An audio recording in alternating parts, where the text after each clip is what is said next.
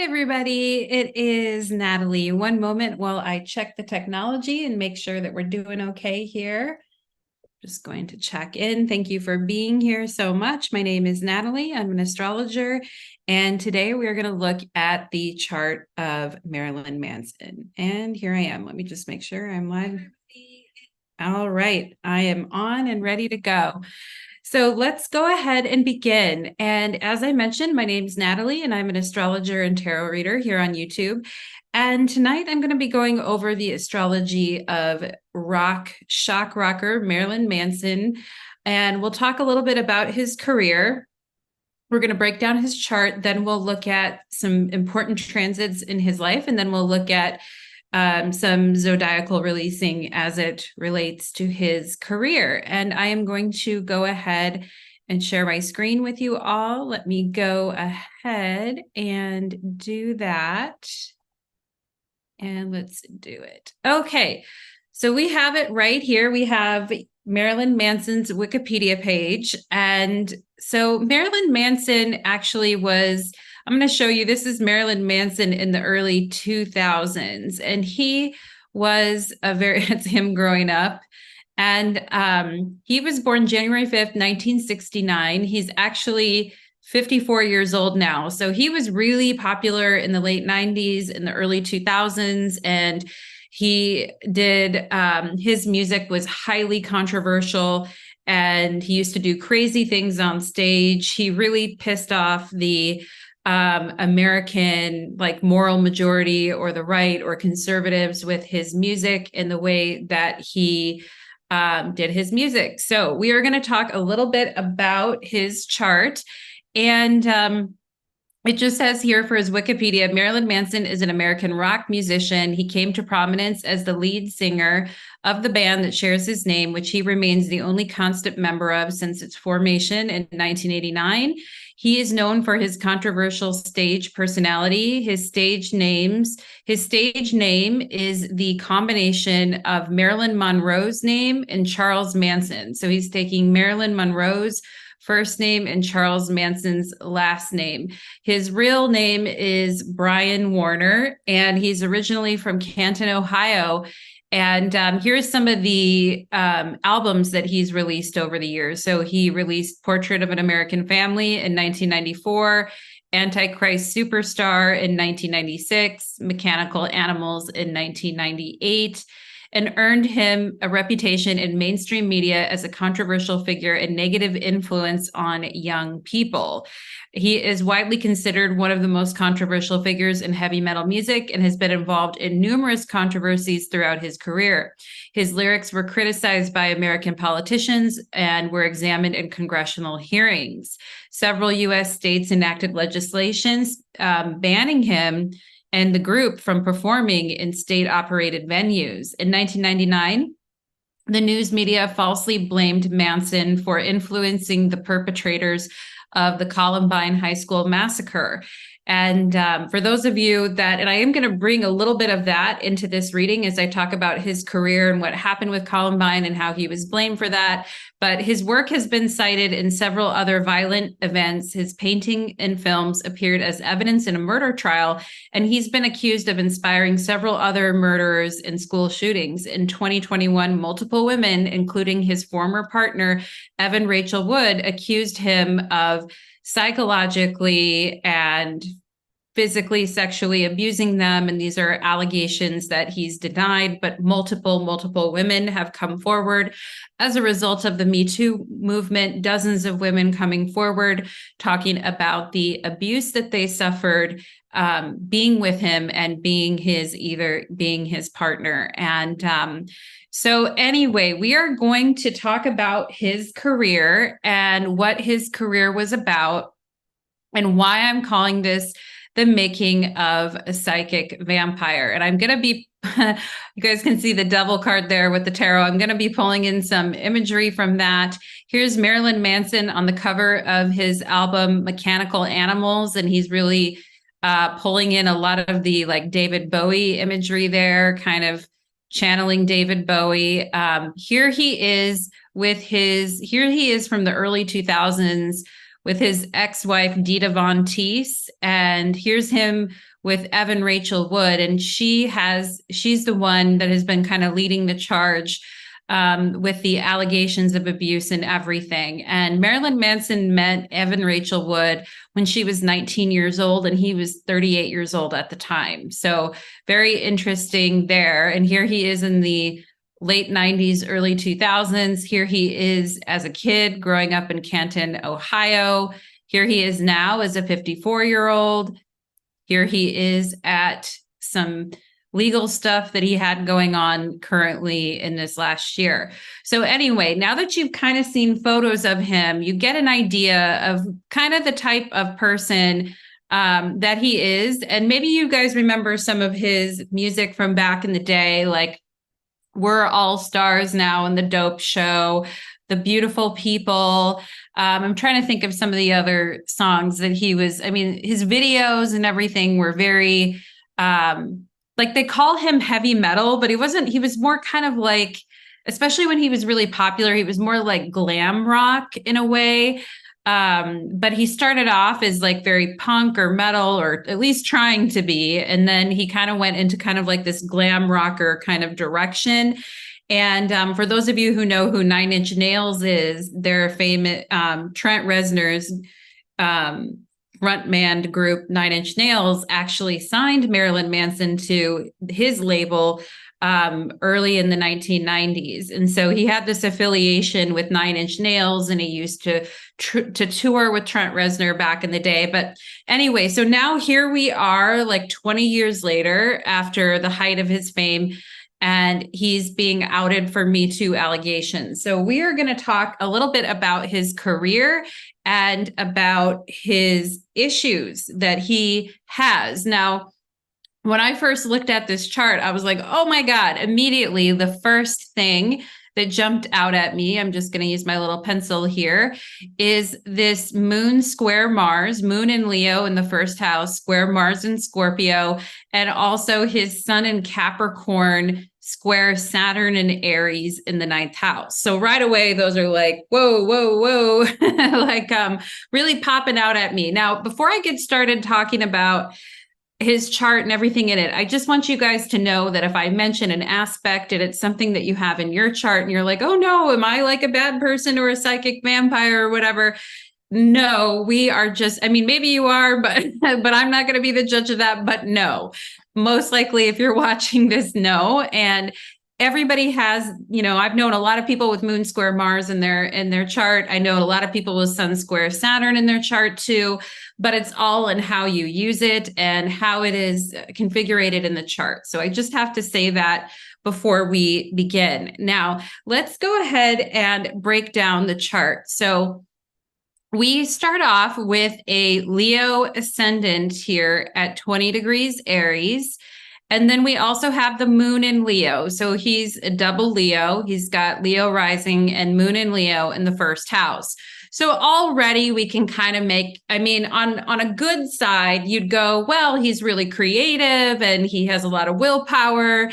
And he probably has a really cool house and a very interesting creative, you know, because the moon represents where we live. And he's probably a very creative and strong, willful, ambitious person. And Moon in Leo can be very fun and creative and playful, right? So you could say some things right out of the gate about that Moon in Leo. Perhaps you could also say, okay, he's a fire sign, he's a Leo. He likes being the center of attention, or he likes standing out, or he likes it when people are all eyes on him. You could say certain things like that about him, or that he enjoys acting or being on stage, or that he likes being the leader, or he likes taking action, all these types of, you know, hardcore, hardy fire sign stuff. We could definitely talk about that with him, but also with Moon and Leo in the first house, for a person who is more on the spectrum of being selfish or being very self-focused. That could also be somebody who's really concerned with their needs and gets very demanding and controlling about what they need and what they want. And I think it what kind of exacerbates the problem, in my opinion, is this moon in Leo is square this Mars in Scorpio. Now, as we know, Mars is very comfortable in Scorpio, and Mars loves to be in Scorpio. Mars is in domicile in Scorpio. That's a very, very strong Mars. And we're going to talk about, his magnetism, his charisma, his temper as well, with that moon in Leo in the first house, square Mars in the fourth house. Okay, we're going to break that moon in Leo square Mars down quite a bit throughout this webcast. We are also going to talk about, so we're talking about the moon in Leo, his ascendant is in Leo. And then we also need to find, because he is a sun ruled person, because he is a Leo rising, we need to go find the sun in the chart. And we find out that he has sun in Capricorn at 15 degrees Capricorn. And that sun isn't making a whole lot of aspects in this chart, except for one really, really strong aspect, which is a square to Saturn in Aries. And a lot of, it's interesting because my first astrology teacher always told me, you have to be careful with Leo rising when you're judging a chart, because if you go look at the sun and you've got one tiny little square to Saturn or one tiny little Neptune opposition, or, because everybody always talks about Leos as being very extroverted and wanting to be the center stage, center of attention. But if you have, or being like, king of the jungle, very popular, like that type of energy. But a lot of times, and I do agree, like if you're a Leo rising, but your sun is in Capricorn square Saturn, you're probably not going to resonate with all of those Leo qualities that people talk about all the time. And that's where you can get Leos that are kind of shy, or Leos that are kind of, they don't want to be the center of attention, or maybe they suffer with issues around self-esteem, or they've dealt with a lot of embarrassment or failure in their life, because the sun and Saturn are essentially enemies. And the sun is hot, hot, hot, and Saturn is cold and dry, cold, cold, cold. And so, sun and Saturn are not the best of friends anyway, but then you get the sun in a Saturn ruled sign like Capricorn squaring Saturn and Aries. And Saturn and Aries is a tough one, because Saturn and Aries is in fall in Aries. So, for Saturn to be very cold and dry, and you put it in a hot, hot, hot sign like Aries, Saturn has a hard time operating in that kind of environment. And so we'll talk more about the Saturn and Aries and all of that. But I think this, sun square Saturn, it has been a source of a lot of pain and trouble for him in his life, that he has then taken out on like the women in his life. Or because you can see moon, of course, the two planets in a male chart that would represent women or their relationship with women would be the moon and Venus. And we'll talk about that Venus as well there too. But the moon does represent mother, relationship with women, empathy, compassion, right? He has that moon in Leo square Mars in Scorpio. And so there is Mars inflaming the moon, right? And the anger or the inflammation that Mars is casting towards that moon. Now, so we can already kind of tell a pattern of somebody. And when I was reading about his childhood, and, it was interesting. I wonder if I can grab the book. Let me grab the book really quick, you guys. Sorry, I have like a million books everywhere. They're all over. But I actually picked up his autobiography, The Long Road Out of Hell. It was on sale.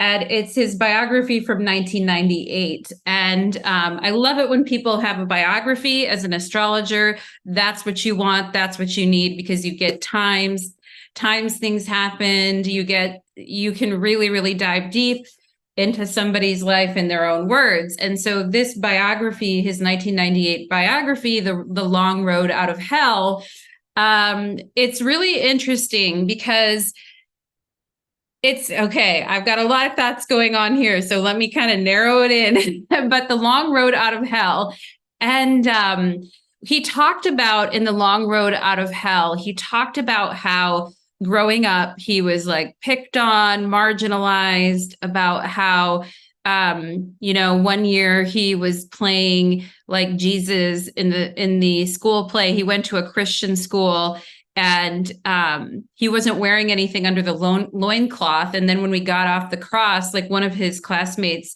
like pulled off the loincloth and like stole it from him. And he was like running around with nothing on in front of everyone at the school, which is like, of course, that's like people's worst nightmare, is like being running around at school with nothing on in high school. And so, he did have quite a few humiliating things happen to him. People would just randomly not like him for whatever reason and go up and like just randomly punch him in the face. And so he had these kind of things happening to him, and he felt very out of place and very like othered growing up. And so we can definitely see and he also growing up, he was sick a lot. We see that sun in Capricorn in the 6th house, which I'll talk about later. We'll talk about that in more detail. He was sick a lot, and he had like buck teeth, and he had like really long earlobes, and he was kind of I think he was kind of a skinny kid too. And so he got picked on a lot. And his whole thing of going to school and being in a Christian school, for the nuns wouldn't let him, or the people at the school wouldn't let him listen to rock and roll. I don't know if there were actually, no, it wasn't a Catholic school, so there were no nuns, but the people there did not allow the students to listen to rock and roll music because it was evil. It was that type of place. It was like, Canton, Ohio, Bible Belt kind of environment where rock and roll is considered evil and eating candy is evil. And we can see that kind of very stifled childhood that he had. And then he kind of breaks out of that and becomes like this crazy misfit. And so we can kind of already tell like Saturn really bearing down on him as a child, growing up, making his life very uncomfortable, making him feel very stifled and also too, in this reading, we're going to talk about Saturn in like mythology and art and different type of things being associated with the devil. And now, of course, Marilyn Manson put out an album called Antichrist Superstar, which, he basically is saying like, I'm the devil, or I'm here to cause chaos, and, I'm here to F shit up, and, all that stuff. And so we're going to talk more about that from like, and he got, he also, guys, he got really into the occult and magic and stuff when he was a teenager.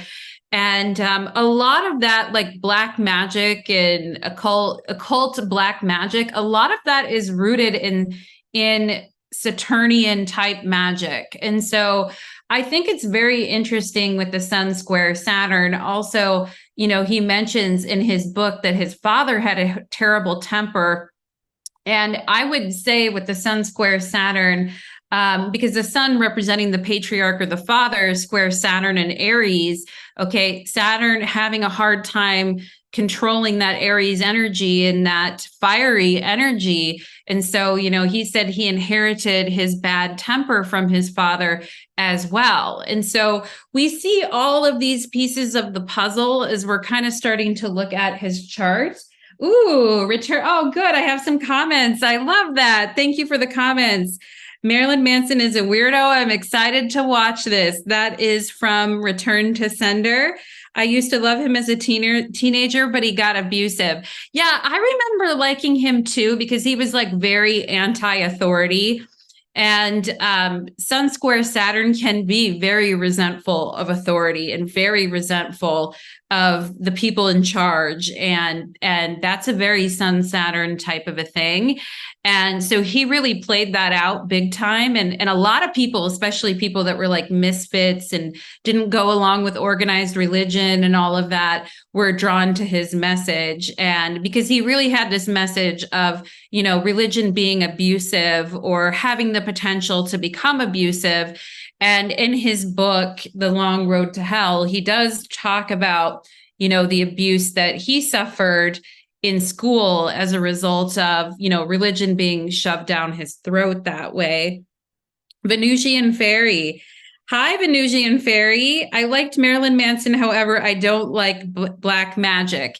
Yeah. And that's in right. And so he actually met a friend that was like, when he was younger in his teenage years, that was really into black, like pretty hardcore black magic. And that's how he got into it. And also, Marilyn Manson was evidently one day met Anton LaVey, who was the like high priest of the Satanic Church. And so anyway, and you can see like in his videos and Antichrist Superstar, he's definitely, and what he's trying to do is he's trying to ruffle up the feathers. He's trying to piss people off, and he's kind of getting really revenge, it seems, almost on those people that treated him that way.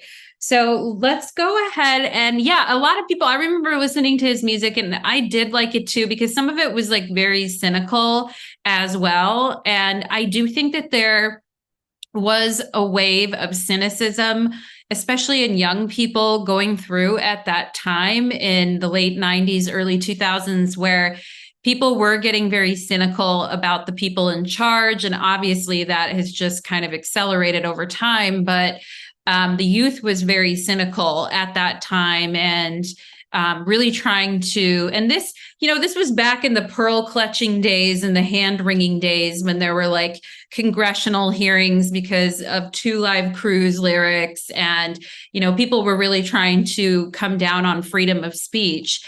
And interestingly, when we talk about freedom of speech, you can see in his chart, his Mercury is at 2 degrees Aquarius, trine Uranus in Libra. And that's a pretty close trine. It's a couple degrees off. And, you know, Mercury Uranus is somebody who really wants to embrace freedom of speech and wants to shock with what they're saying and is very comfortable with radical ideas. And, you know, it's interesting with him too, because a lot of people were surprised by him when they would interview him, like when news media would try to interview him. He was actually very intelligent and well-spoken and came off as educated. And I really think it's that Mercury in Aquarius opposite his first house. And interestingly, he originally went to college for journalism. And so he has Mercury in Aquarius. That's a really strong Mercury. And it is trine Uranus. And it is trine Jupiter and his south node. So it's just telling me like he's very comfortable with strange and unusual information. And that also he's kind of like very knowledgeable as well. Like he would, in interviews, he would come off pretty knowledgeable, talking about Christianity, talking about the issues, talking about the problems and the hypocrisy. And incidentally, like Saturn loves to point out hypocrisy where people are not walking the talk or walking the walk or the talk. So it's very interesting because a lot of people would get very surprised about how intelligent he sounded, how together he sounded in interviews when you'd actually sit down and talk to him, that he was very well learned, that he knew a lot about the issues, and people were shocked at that. So his whole thing of freedom of speech and pissing off the people you want to piss off, we'll get more into that later about him. But I also think that he has a very dark, cruel, and ugly side as well, especially when it comes to women. And we'll talk about that more as we go on. A lot of that has to do with this Moon in Leo square Mars in Scorpio. And I'm going to show you guys why. Okay. And Return to Sender, his hardcore fans try to say he's an atheist, but he's literally got his membership to the Satanic Church. Yeah, he does. And he talks about the devil in a very like intelligent way as well. Like he's like, the devil isn't a person. The devil is in every person. And then he starts talking about like the 7 deadly sins, and he's got his whole thing on it. Return to Sender says I was in love with him. Oh my God, Return to Sender. No. But yeah, and it was so funny because he was such like an ugly kid growing up, but then he ended up like being with like some of the most beautiful women in Hollywood, which also probably was a huge impact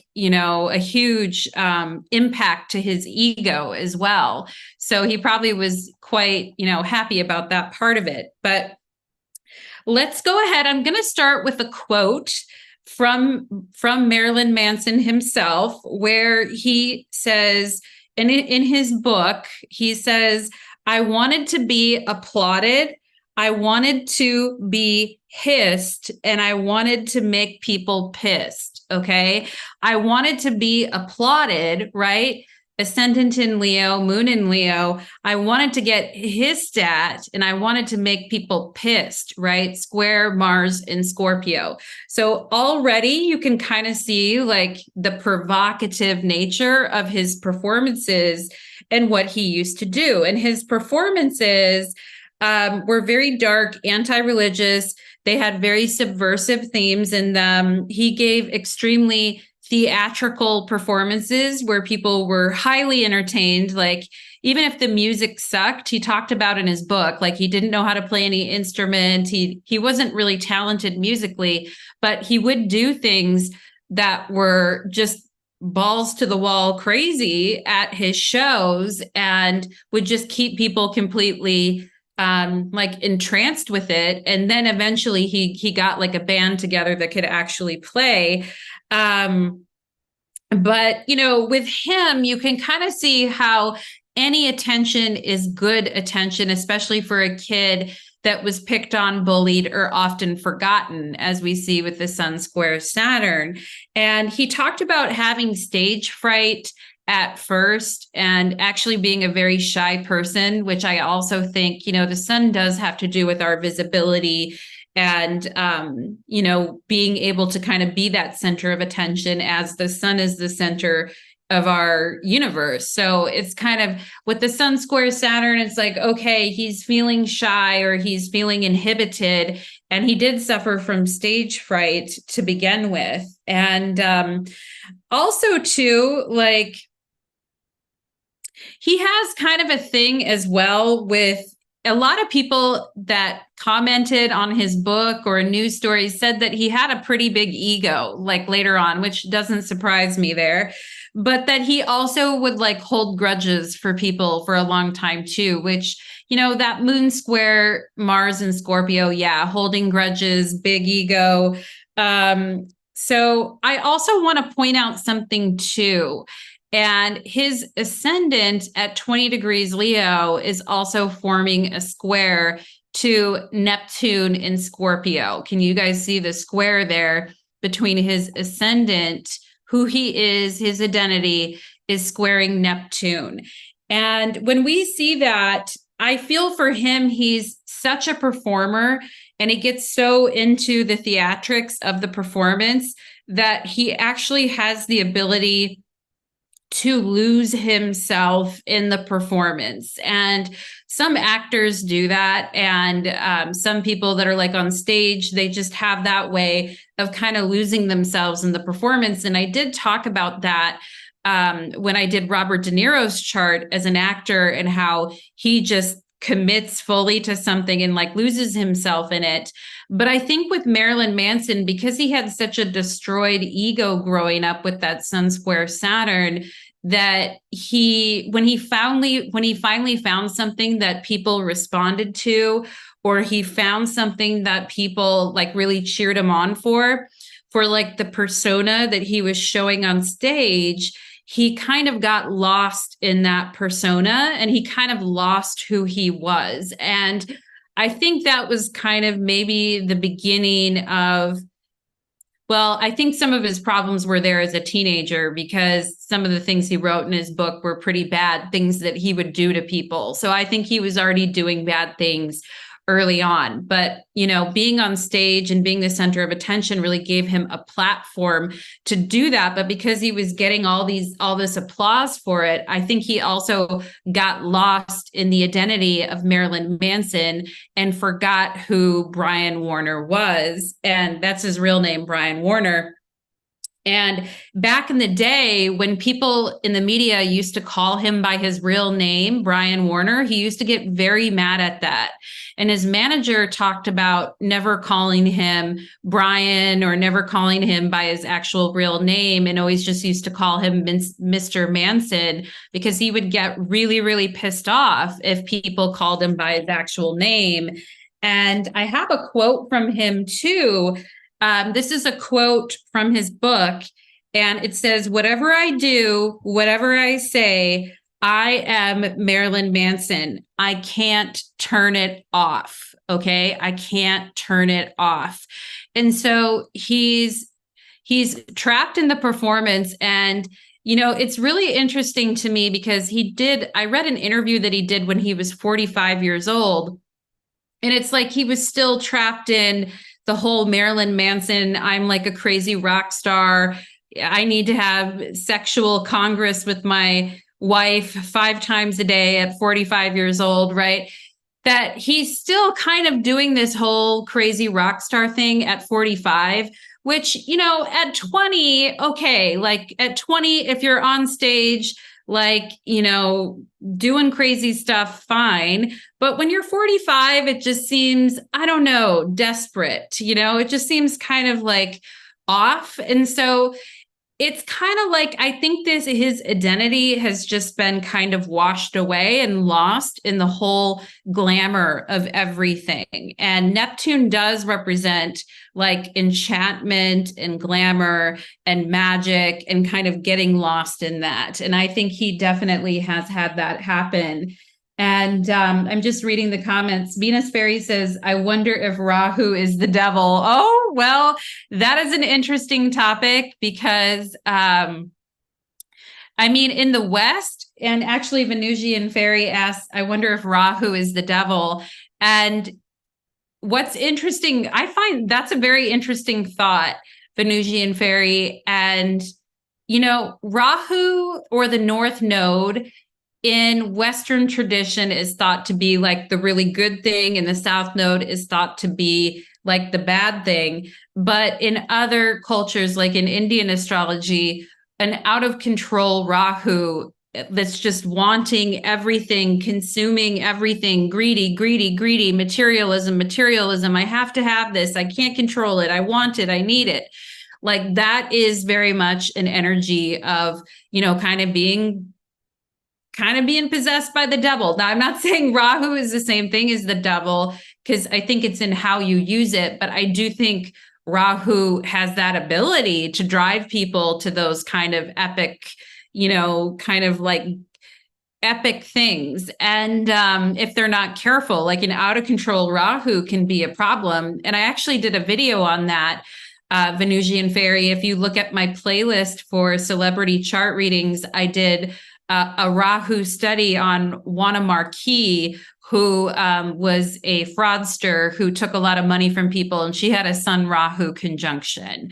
But anyway, so, and the other interesting thing about these nodes as well, the North Node in Aries and the South Node in Libra, is that Marilyn Manson is going to be having eclipses this upcoming year in 2024 that are going to be very close to his natal node positions. And so he's having a nodal return, but he's also, you know, so he may have some big news coming for him in 2024. Side note. But let's see, he would cut himself on stage. Yes, he would. Hi, couldn't resist this title. Oh, my giddy aunt. Yeah, the title is interesting, and we're going to go into great detail about why he's a psychic vampire. And I have a whole story for you guys around it. You guys are going to love it. Around the psychic vampirism. But yeah, and Return to Sender just left a comment about how he used to cut himself on stage. And what's interesting is he has scars all over his chest and torso. And when you think about like the area in your chart that has to do with like your chest or your torso or your stomach, that is the fourth house. Okay. And then he's got the moon. Okay. He's got Mars and Scorpio in the fourth house, and the moon also represents the chest area too. So the whole thing of him, Mars in Scorpio in the fourth house in medical astrology having to do with the chest torso area. And he's actually Mars having to do with cutting in astrology and making things bleed. We can see already in his chart, like, him cutting, he has all these cuts on his torso because he would literally take in his chest area, he would take pieces of glass and like, just cut himself on stage and be like bleeding everywhere. So he wasn't above like abusing himself on stage, which is very much like, Leo rising, a moon in Leo, square Mars in Scorpio in the fourth house. And you could see him kind of turning that aggression to get attention on himself. But he would also do it to other people. He would like punch people on stage. He would he'd be doing a bunch of different things on stage to kind of keep people's attention. And so, yeah, it's an interesting point, Return to Sender, about him cutting himself. And I think it shows in the astrology because the fourth house does represent that chest area. You've got Mars and Scorpio there cutting, and then the moon also having to do with that stomach chest area too. And especially with the Leo rising of the performance and needing to put on those theatrics and having to cut himself to do that. And Mars, of course, has to do with cutting. It is the planet that does have to do with all things with cutting. So that is a very interesting thing anyway.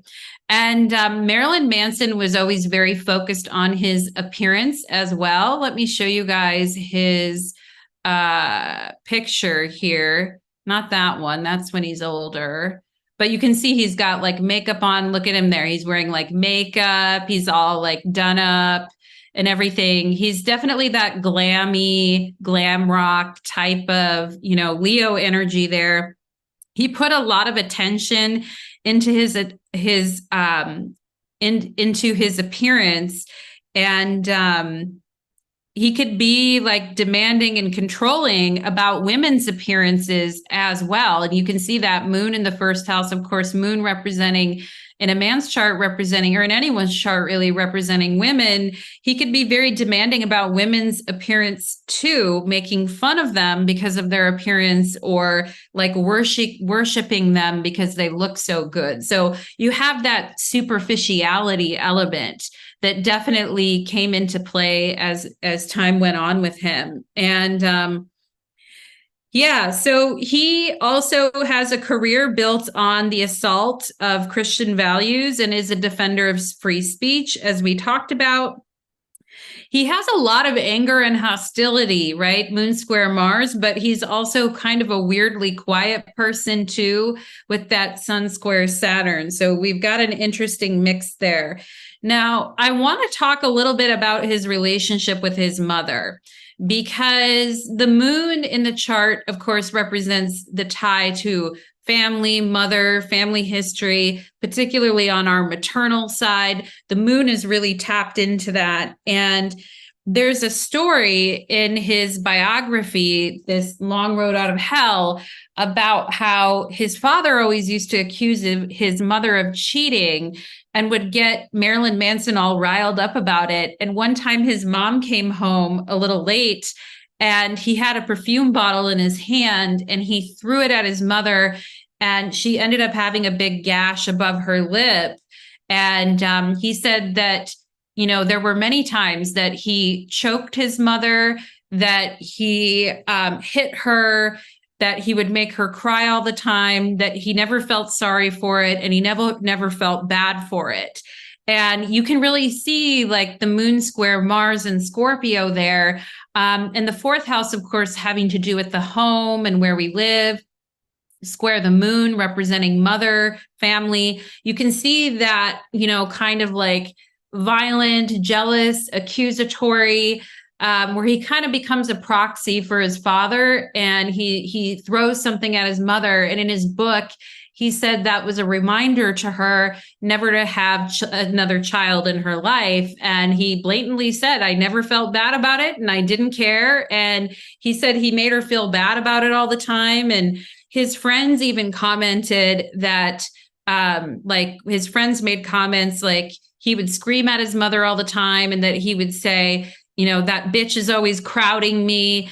And, with Moon and Leo in the first house, a lot of times when we see Moon in the first house, a lot of times mom is like overly like present in the child's life or overly attached to the child. Not always, but in a lot of charts, like one of my really good friends, she has Moon in Libra in her first house, and her mother always wanted her to be exactly like her and was always hoovering over her. And anyway, and so Marilyn Manson's mother would also kind of do that too. And she would, he thought that she had Munchausen by proxy, which is where your caregiver tells you that you're ill or sick so that you won't leave them, right? So that you'll always like need them, or you'll always be around them. And so he thought his mother had that because she told him when he was younger that he had all these problems and issues, but then like as an adult, they went away.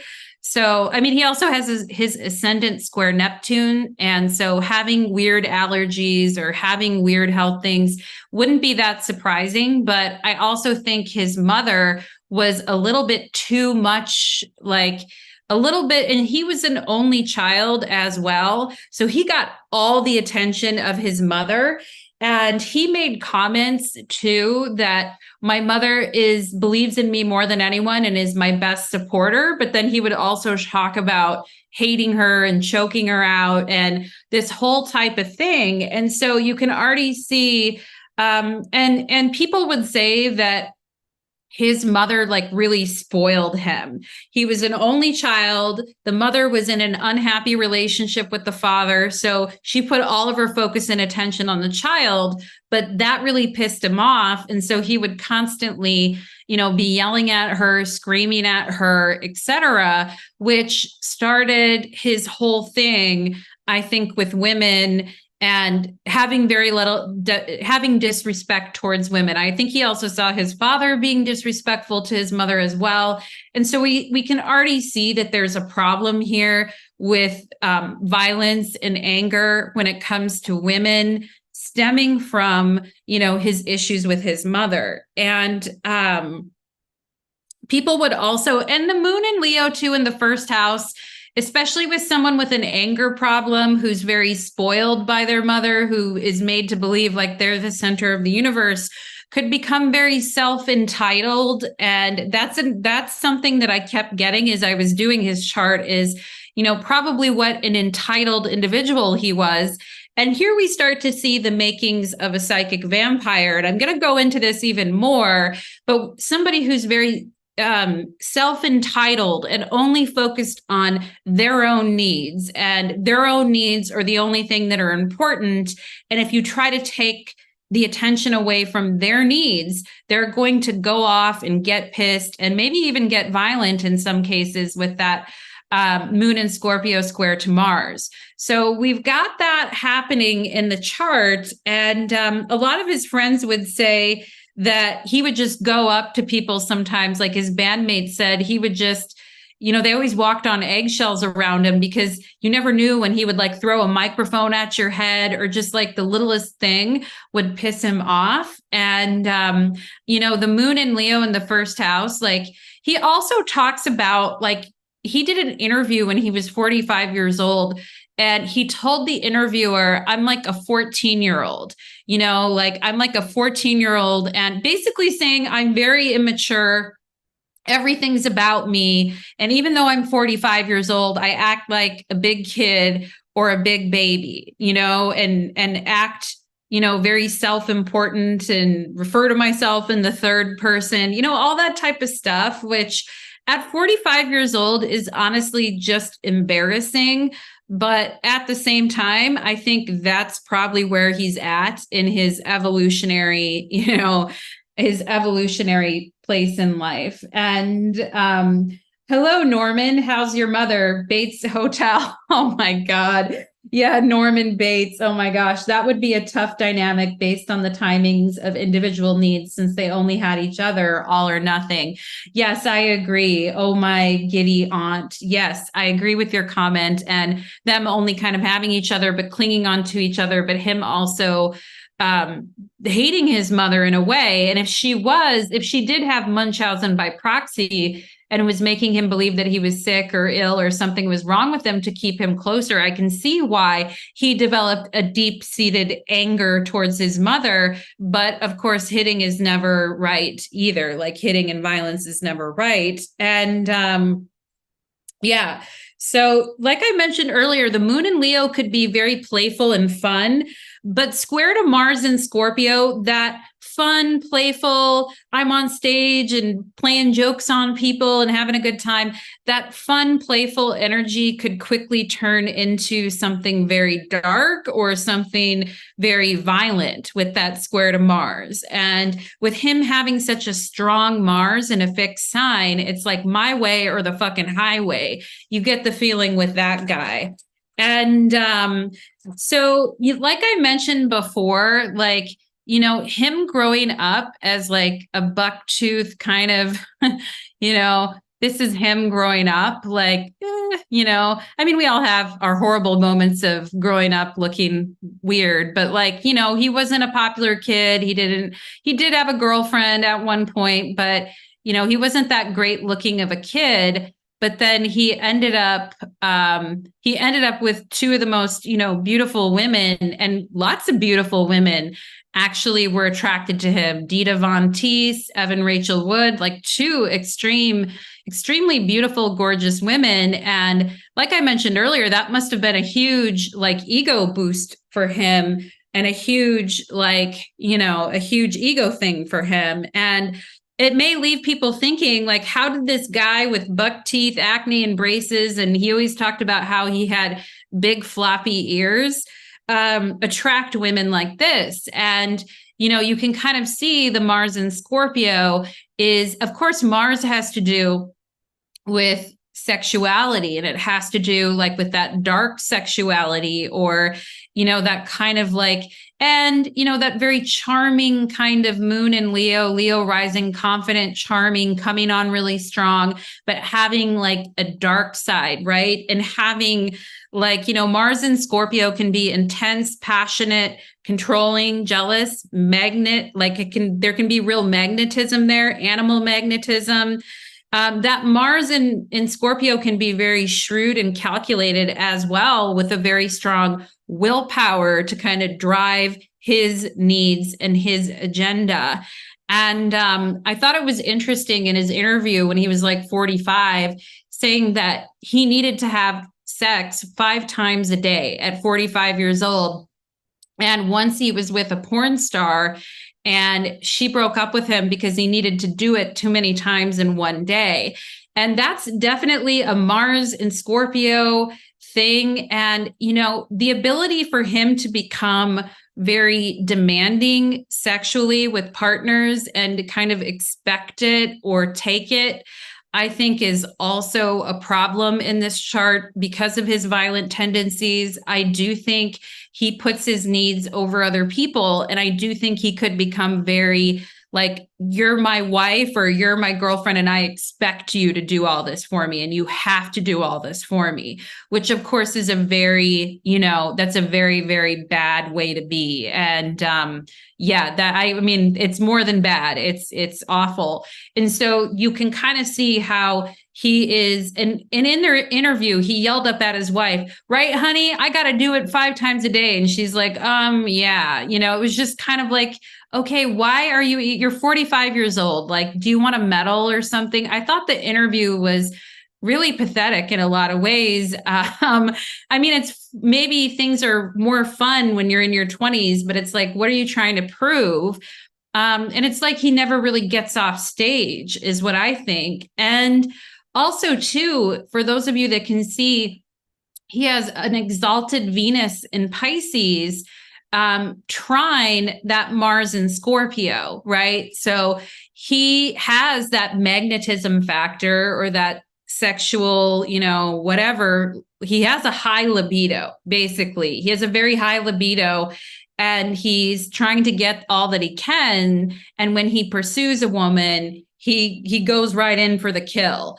And so I think that is something that you can see in his chart. And of course, some women are very, depending on what you're into, not the part where they make you do things, obviously, but depending on, kind of darker things and things like that, women are into it. Some women are into it, right? But I think he takes it too far. And I think he's a person that can get violent about it as well. Okay.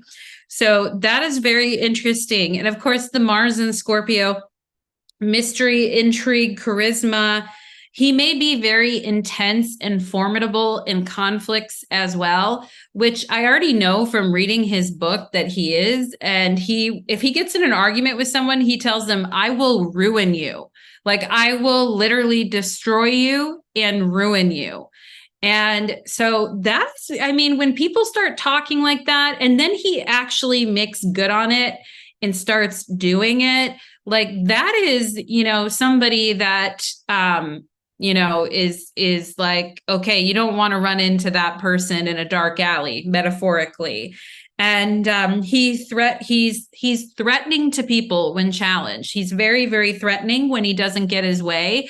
And he will threaten people in multiple ways. And actually in the book, he talks about an ex-girlfriend of his that he got so mad at because she was like really messing with him, that he actually went to her house with a friend of his because they were going to offer.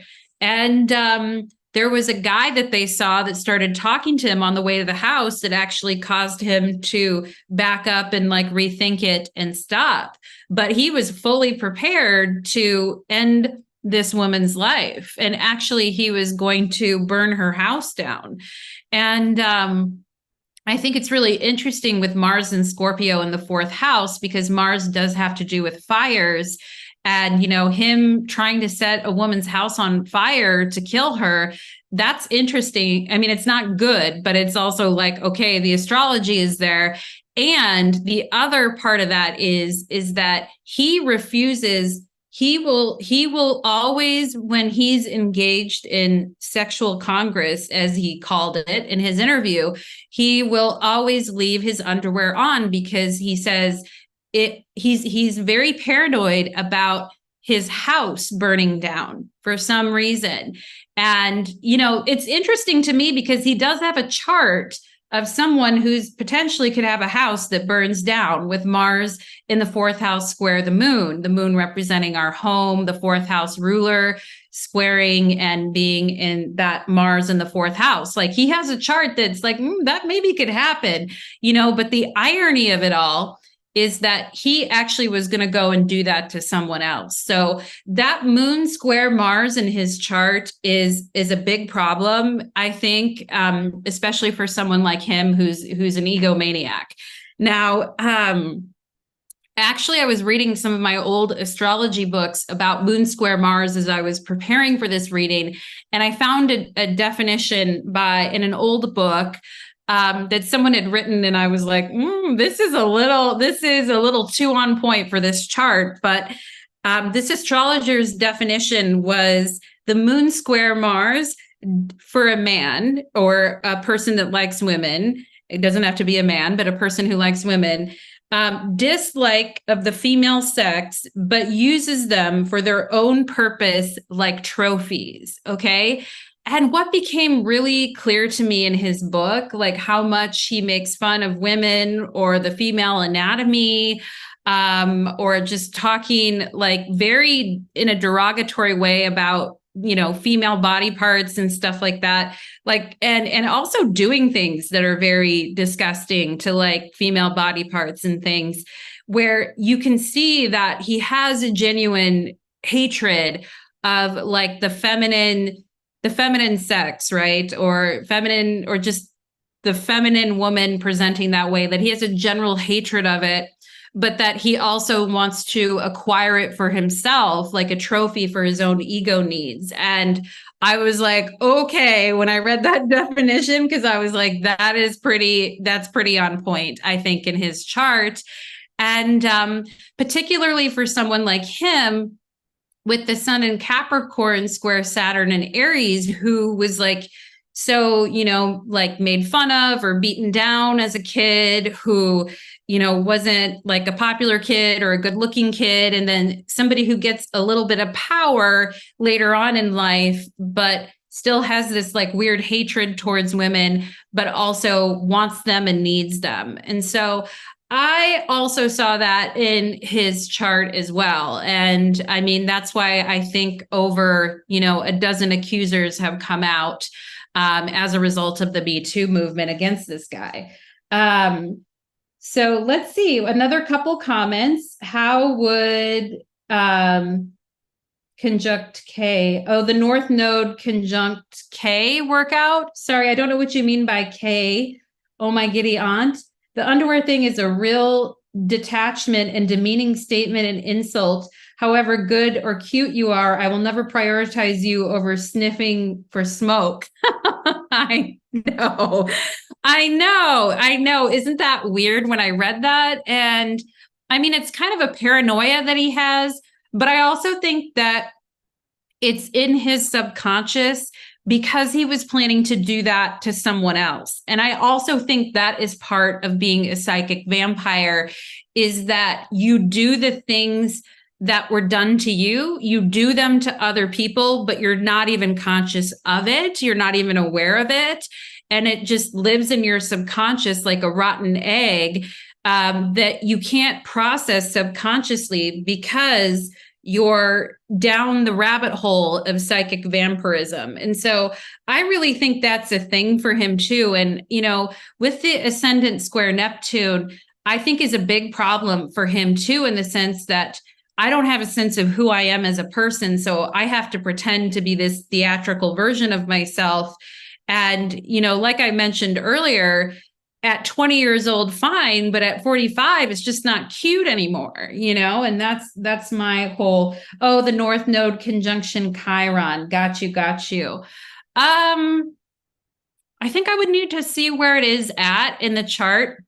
So, my giddy aunt is asking about the North Node conjunction Chiron. I think I would need to see it in the chart, and I would need to see what sign it's in and what house it's in. But I also think that could have to do possibly with wounds about like pursuing one's own destiny. And it's like, in order for me to win, other people have to lose, or in order for me, or other people win and I lose, or maybe like I'm afraid to go after what I want, but I also think Chiron has to do with being a healer as well. So somebody who has natural healing capabilities as well. But I also think it could have to do with maybe not like I have to step on other people to get ahead, or I don't get ahead, or other people do that to me. And I kind of see what you're talking about a little bit there. My giddy aunt, because, we have Chiron at 29 Pisces. And then we have the North Node at 4 degrees Aries. And I wouldn't, because it's an out of sign conjunction and it's not quite close enough. I don't know that I would actually, put that together in this particular chart. But I do think that the Chiron at 29 degrees Pisces is very meaningful. And I think the fact that it's opposite Pluto is also meaningful. And I think it's even more meaningful because Pluto is not really aspected in this chart. The only aspect Pluto is really making is to this Chiron. And you would think in somebody that's such like a dark, personality, like underworld type of a dude, that he would have like Pluto, Pluto would be touching every one of his planets, but it's actually not. And it's actually a Neptune thing for him. And don't forget that his first name is Marilyn, after Marilyn Monroe. And we're going to see more with her chart and how her chart actually ties into his chart, because he took her first name, Marilyn, as in Marilyn Monroe, and the glamour of all of that. And so that is so we talked about the moon. We talked about the moon square Mars, and his hatred for women and his hatred for himself made for a pungent cocktail of bad. And he would do violent and shocking things at shows to get attention. You could also see what's interesting about the violent and shock. Well, the violence is definitely the Mars, but the shocking is also there too. The ruler of his 10th house of career, Venus in Pisces, there is in conjunct or a quincunx to Uranus. So you do see that whole like shocking people as an artist type of a thing, but you also see where it's not controlled, or it's like way too out of, it's too much, and so we've got that going on. And we talked about the moon Mars with intense feelings of anger and rage when his feelings are hurt, or he's ignored, or he's rejected, or he's inconvenienced in any way, I feel.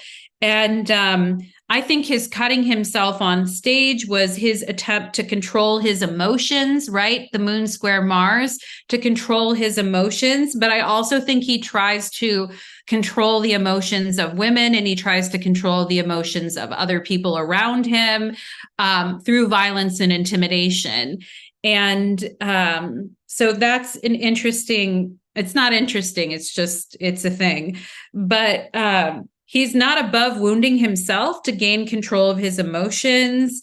And he wanted the hottest women, but he also hated them for rejecting him when he was in life, when he was younger.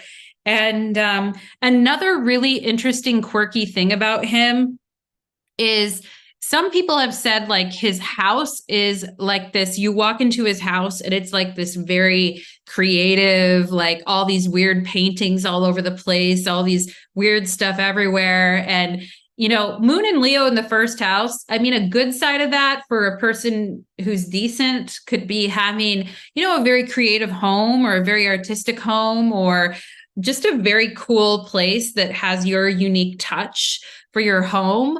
But also his home has like very, dark things in it. Like it has a canister, like that the Nazis used in World War II, like to gas during the Holocaust. Like he has a canister of that on display in his home. He also has like, these huge painting of John Wayne Gacy and all this kind of stuff. So his home, right? We have Mars and Scorpio in the 4th house of home, squaring that moon in Leo. So he's got like very dark themes in his home, but I think he's also very controlling about his home too. Like he said in his interviews that, if people change the temperature, like people are not allowed to change the temperature at all, that the temperature always has to be 65 degrees, or he gets really, really pissed off.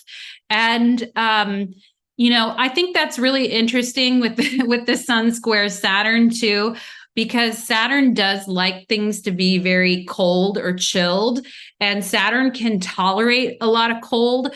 And so he can tolerate his home being 65 degrees, but he tells whoever he's with, like the temperature has to stay at 65 degrees. It can't go below that. I'm not going to compromise on it. It's going to be 65 degrees no matter what. He also has to have black sheets. They always have to be black.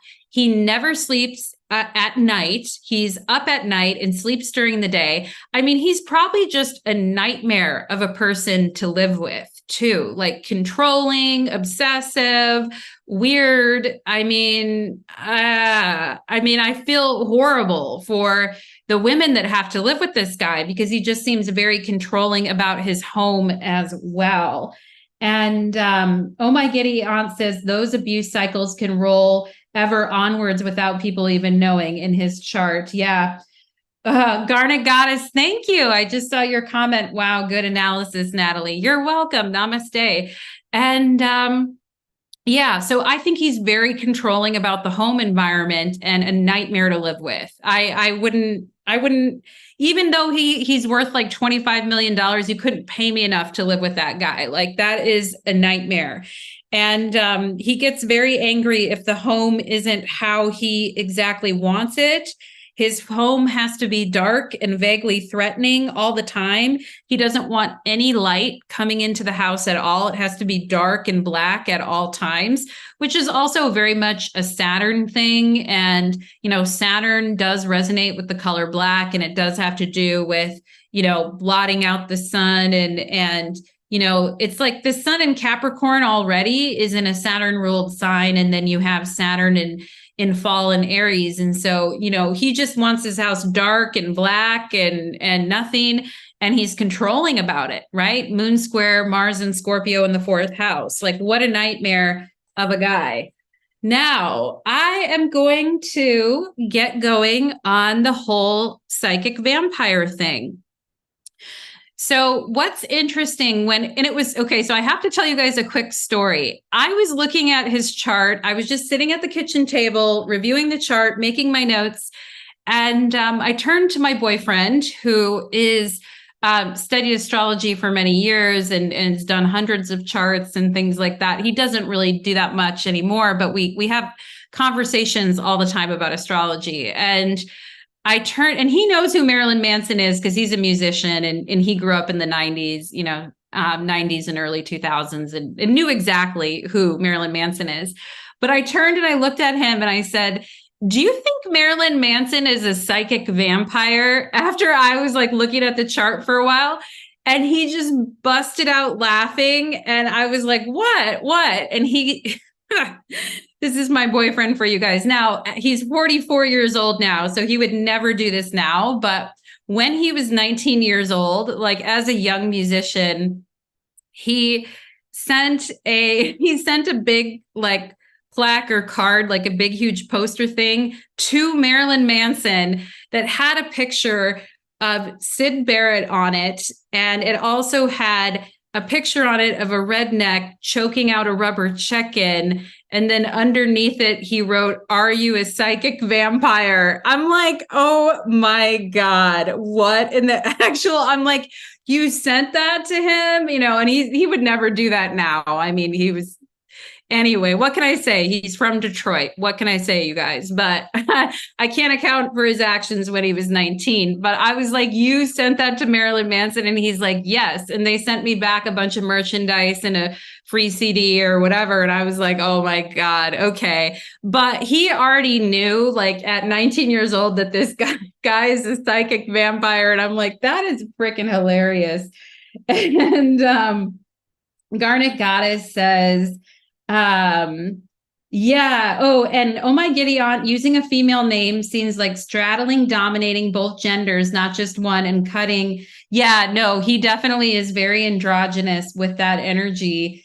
And Garnet Goddess says, I think this relates to why Indian cultures do name analysis before naming a baby, not trying to pass down karma. Absolutely. Yes, the damage that parents can and will do. My first names are okay. Yeah. So Garnet Goddess is having a conversation with Oh My Giddy Aunt. But anyway, yeah, you guys, it is just like crazy to me and he just started laughing when I'm like, do you think he's a psychic vampire? And he's like, oh yeah. And I'm like, okay. But here's where I'm going with it, guys. So the ascendant is square to Neptune right here. And when we're talking about psychic vampires and like glamour and kind of like preying on the subconscious and kind of like a lot of times psychic vampires are very like sacrificial, or they play the victim all the time too. Like, I do think the ascendant square Neptune has a lot to do with this, along with the moon in Leo square Mars and the sun square Saturn. Like, the whole chart is psychic vampire, I think. But so, the interesting thing about Neptune square ascendant. So the good side of Neptune square ascendant, like the positive aspect of it, would be inspiring others to see or feel what it would be like to be their ideal self, because Neptune does represent like our highest fantasies, the ideal, right? And so what would it be like? And somebody who is a Neptunian person could inspire people to that. And that would be a good side of things. But psychic vampires who drain others with their dramas and demands and manipulate you and make you forget about yourself, and then cast kind of a Neptune glamour spell upon you. Okay. This is like the definition of psychic vampirism, because, and I do think he drains people with his demands. There's a story of when he was with Evan Rachel Wood, who she said in 2011 she had to have an abortion. And, she was really shaken up by it. And she came home and she was like trying to rest and heal. And he demanded that she get up and make him dinner. Demanded, like forced her to get up and make him dinner. And so you can already see, and also I told you guys about that interview where he's like, no, people that are with me, they got to have sex 5 times a day. I need it 5 times. Like, you see this person who is very much like me, my needs, right? Moon and Leo in the first house. It's about my needs. And if you don't give me what I want, I am going to make you pay. Square Mars and Scorpio. Okay. And then we also have this ascendant square Neptune, where it's Neptune as a planet in a negative way. When we talk about the negative side of Neptune, could be very draining. Neptune can act as like something that's very draining, and, somebody who, like I mentioned, is draining you with their drama and demands and their needs without any regard to what you need and what you want. That is a psychic vampire. And I think he has it all over his chart. Neptune has to do with glamour, witchcraft, magic, enchantment. And he also said that he tricks people into liking him, which I think is also very much like a psychic vampire type of a thing. I'm going to trick you into liking me. I'm going to bring you into my hive or my nest and then start draining you for everything that I want from you. And I also think there's a huge problem too with the Venus in Pisces in the 8th house. Now, Venus is exalted in Pisces, but Venus is a little too much in Pisces, though. I mean, it could be beautiful, it could be wonderful, it could be humane, helping others, caring, being very charitable. But Venus in Pisces can also be like way, way too much, and too much. And like I said, Venus is exalted in Pisces and in the 8th house. The 8th house oftentimes gives very unexpected results.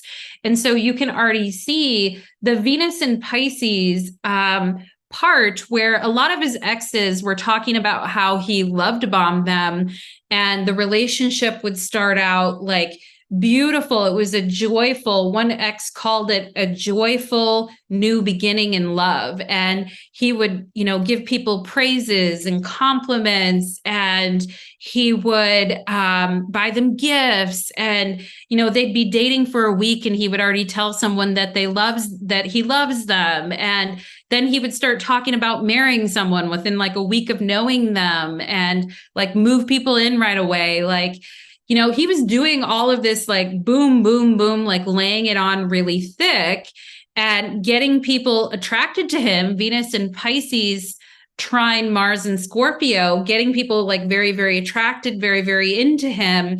And then once he gets his claws in them, he's basically draining them, ascendant square Neptune and moon square Mars, draining them for his emotional needs and his things that he wants to control. And women that he was with, said that he would control like their eating habits, their sleeping habits, like just trying to kind of control everything.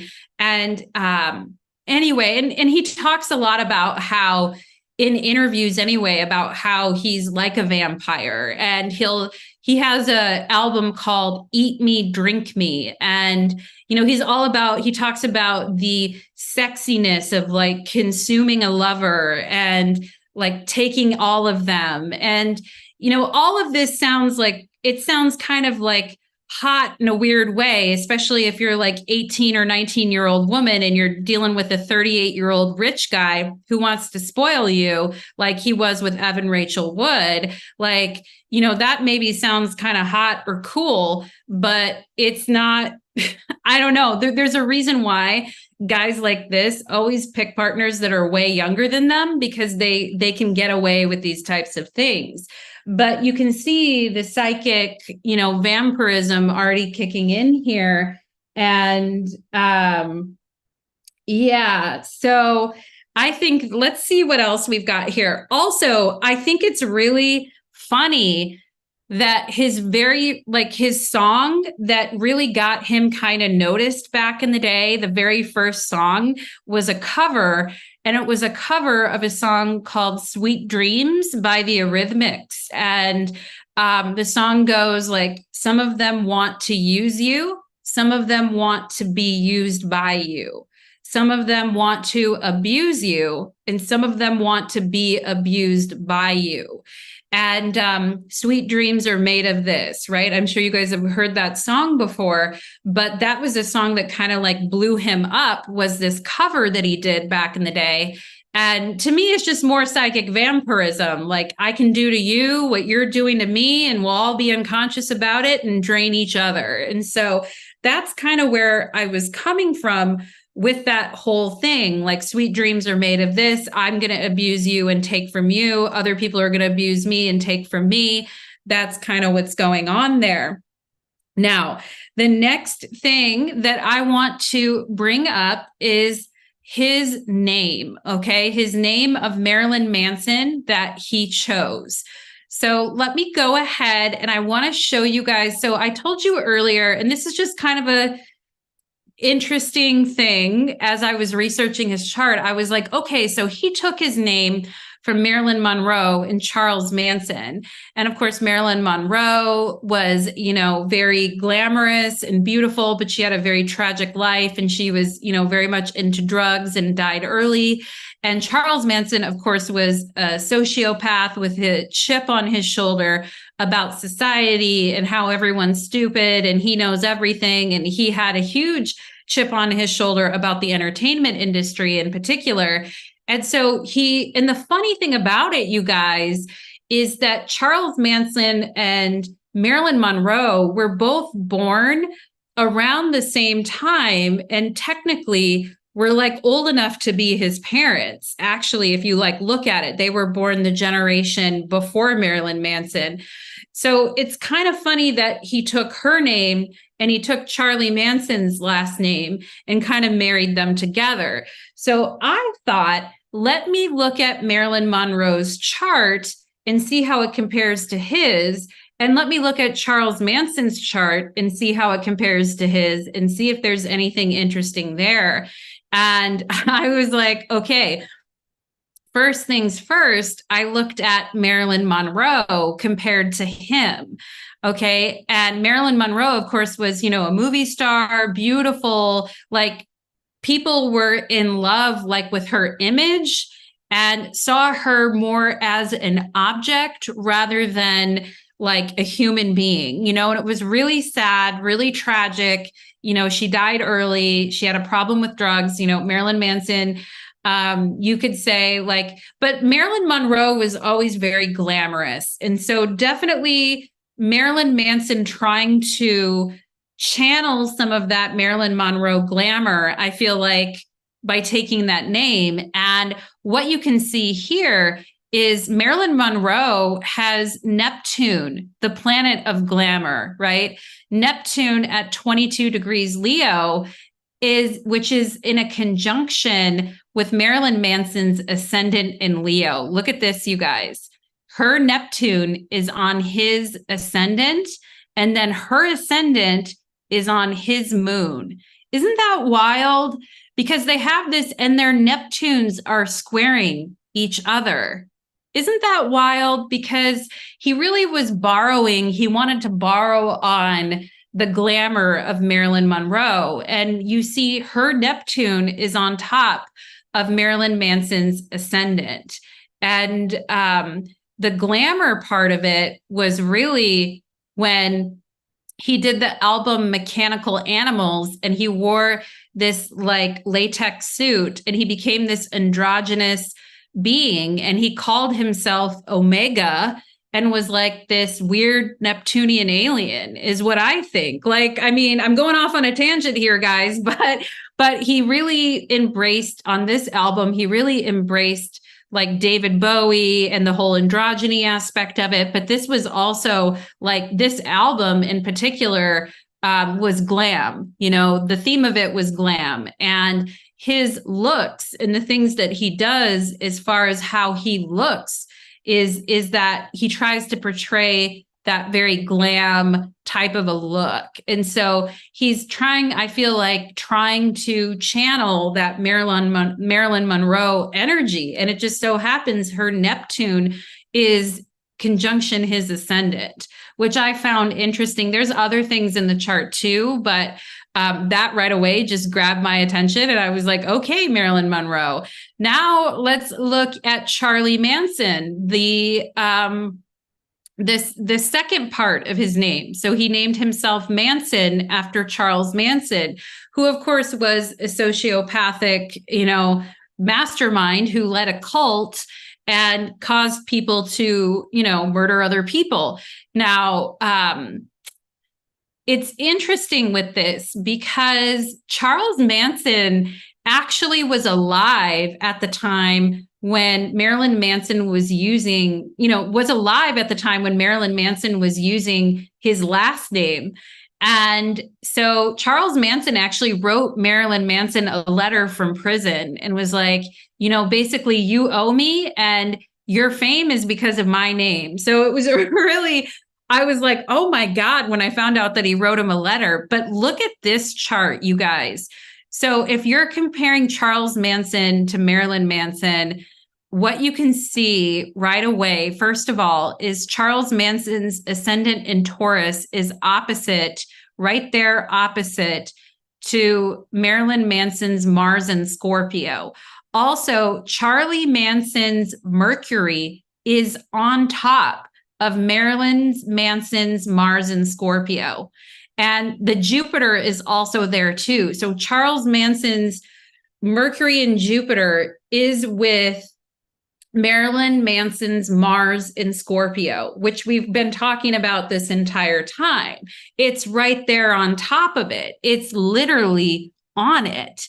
And what I feel like, and what's interesting is Marilyn Manson actually covered songs that Charles Manson did. One of them was called Sick City, and then the other one was like Monkey something. He took and covered songs that Charles Manson did and covered them. And he also took lyrics as inspiration for his own music from Charles Manson. And so you can see, like, he's trying. I also feel like I said, Charles Manson had a huge thing against society, and he was very antisocial, anti-society, and he called himself the devil.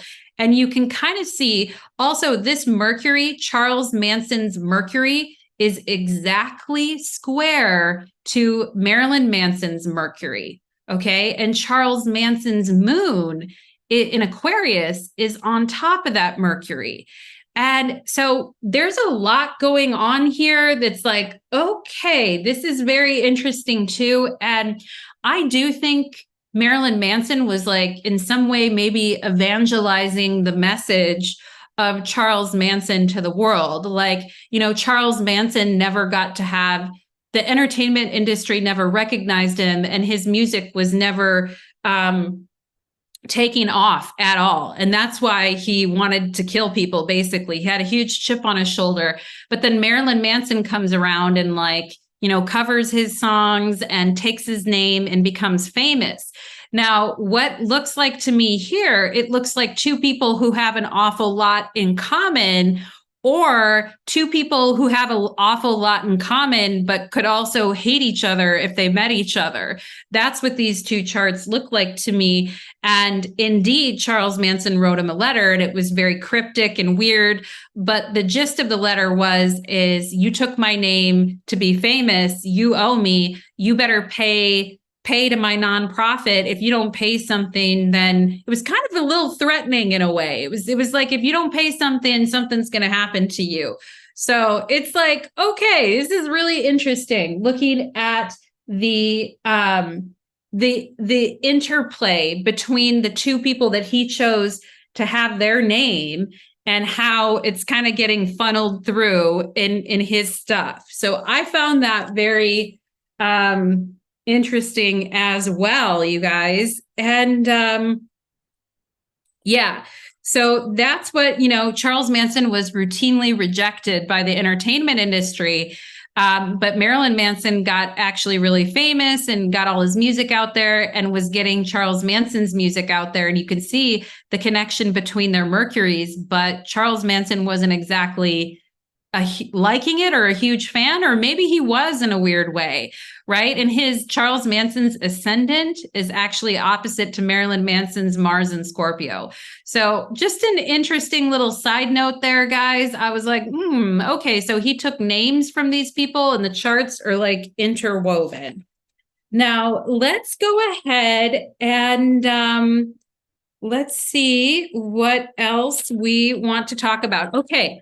So moving on to the Sun square Saturn, okay?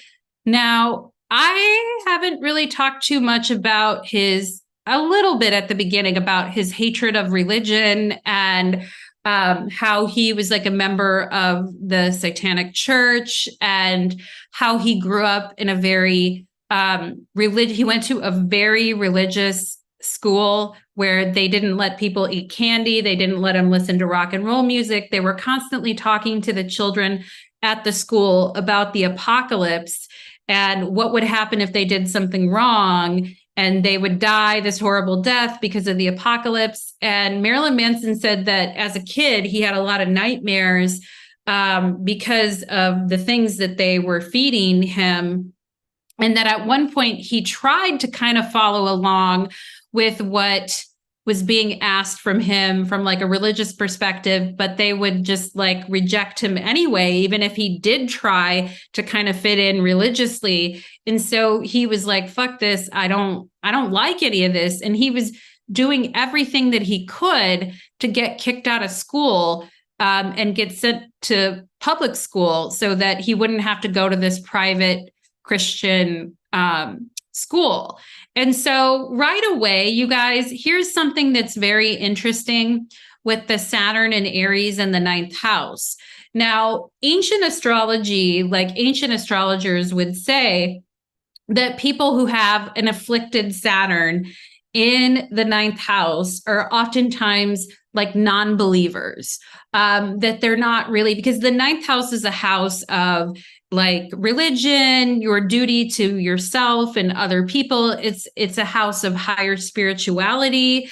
And Saturn is really like Saturn first and foremost doesn't like hypocrites. And, there's one quote by, and Saturn is more scientific about things. Saturn isn't like Jupiter or Neptune, which is more like needing to believe in something. I mean, he did believe in something, but it was more like and here's something I want to show you guys. It's more like the devil in the tarot. And let me actually show you guys. So keep in mind, a lot of like modern day or even ancient occult symbols would sometimes associate Saturn with the devil anyway. Okay. So now you have Saturn in the ninth house, which ancient astrologers would say, okay, that indicates a non-believer, or somebody who is not a morally, doesn't believe in God, or doesn't believe, or somebody who's an atheist or a non-believer, or this type of thing. Now, he wasn't an atheist. He was a part of the Church of Satan, but he was very much against, like, religion in the sense that is like, kind of the regular religion that we all know. And so you can see, like, already with that Saturn and Aries in fall in the ninth house is causing, especially square his sun, his identity. Like, he's not jiving with it. He's not jiving with the messages of organized religion and being a moral person and the moral majority. Like, he's not jiving with that message at all.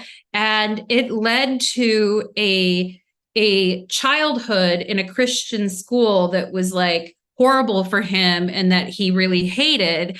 And I think that is very clear with the Saturn and Aries in the ninth house. Like, that didn't surprise me at all with that placement.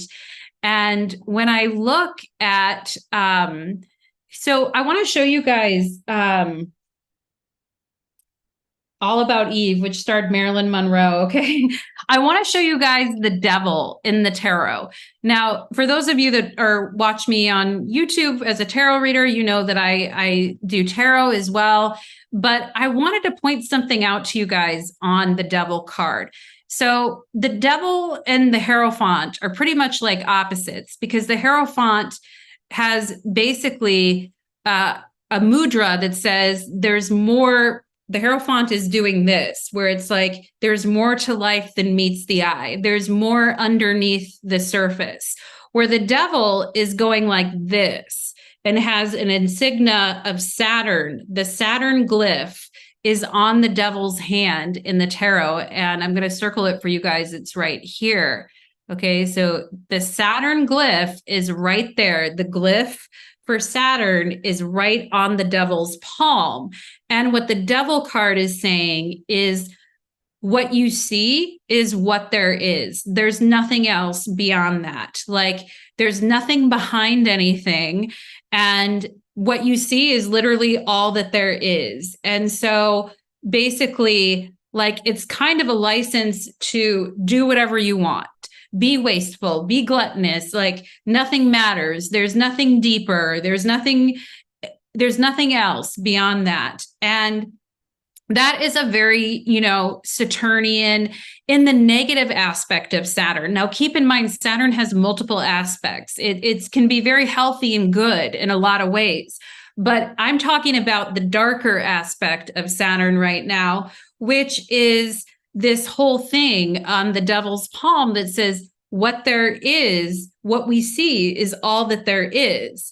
And, that could be something that like atheists believe, which is fine. I don't judge people based on what they believe, but they can also have a moral center as well, too. I'm not going to get into a whole religion topic here, you guys, but the devil is basically saying, go ahead and just do what you want, because it doesn't really matter anyway. Like, you can't change anything. What you see is what you get. And there's nothing deeper. So that's pretty much like, and of course, the devil in the tarot is associated with Capricorn, which we're not saying all Capricorns are Satanists. Of course, we're not saying that, but the ruler of Capricorn is Saturn. So it all goes back to Saturn at the end of the day, doesn't it? And Saturn is here to remind us of, this is what it is to have a human experience. We don't always feel connected to a higher power. We don't always feel like, sometimes we're just kicking the can down the road and we feel like crap. Like, I don't feel connected to anything. Like, that could be a very Saturnian experience. And when we go back and we look at the chart, and the problem with, Saturn being in fall in Aries is that Saturn prefers things to be cold and dry, and colder and drier. Saturn also favors like maturity and people acting with integrity and dignity. And I'm not saying everyone that has Saturn in Aries has this problem, but go with me here, guys, because when Saturn's in Aries, Aries is fundamentally way different than Saturn. Like Aries is about heat and bringing it, and Saturn is more reserved. And so when Saturn goes into Aries, Saturn is not controlling itself the way that it normally does. And that's why we say that Saturn is in fall in Aries. And Saturn in Aries in the wrong hands could also be somebody that has, a bad tempered, can't control their temper, has a very icky temper side to them. And we can see that with his Sun square Saturn in Aries. Now, what's interesting, I'm going to read you a quote by Marilyn Manson. And I'm not saying that all his, attitude towards religion is wrong or bad, but I'm not, anyway, I'm just the astrologer. I'm not trying to say anything about that, but let me tell you, because some of it is actually some of it may actually be good, right? Questioning things like, is this right? Calling out hypocrisy. All those things can actually be good if the right person is using it in the right way. So here's a quote from Marilyn Manson. Marilyn Manson says,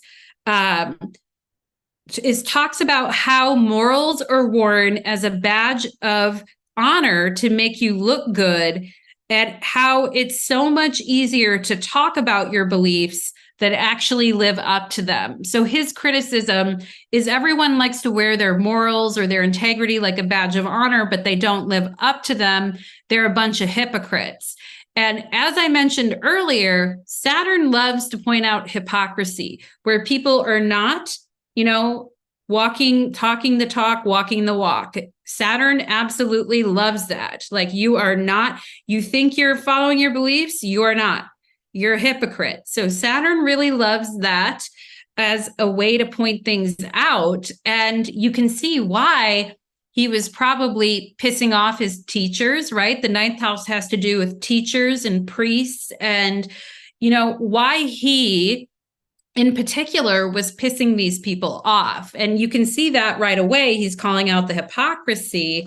And so another thing he said too is, I've always enjoyed being hated. Okay. The people who hate you make it all worthwhile. Inciting anger. I love to incite anger in the right people, meaning like figures of authority, meaning hypocrites and stuff like that. So that's Saturn in Aries square his sun in Capricorn. It's like he's trying to start a riot. You know what I mean? He's like, I'm calling it out. I don't like this hypocrisy, and I'm calling it out. And so you see where he's got this kind of really combative attitude towards authority, towards, priests and teachers.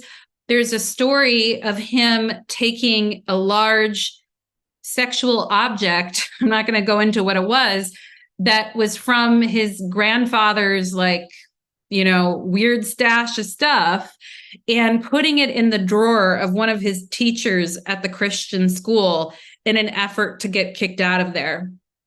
So he's getting off on it. He's liking it. And overly religious people would see over religious astrologers back in the ancient days would say, oh, that's Saturn and Aries, right? That's the reason why he's that way. And I think it does make sense in the sense that he was very unhappy with his education and his religious education and his religious upbringing. He was very, very unhappy with that. And you can see the Sun square Saturn. He didn't resonate with that in the ninth house of religion, teachers, beliefs, etc. He did not like that at all.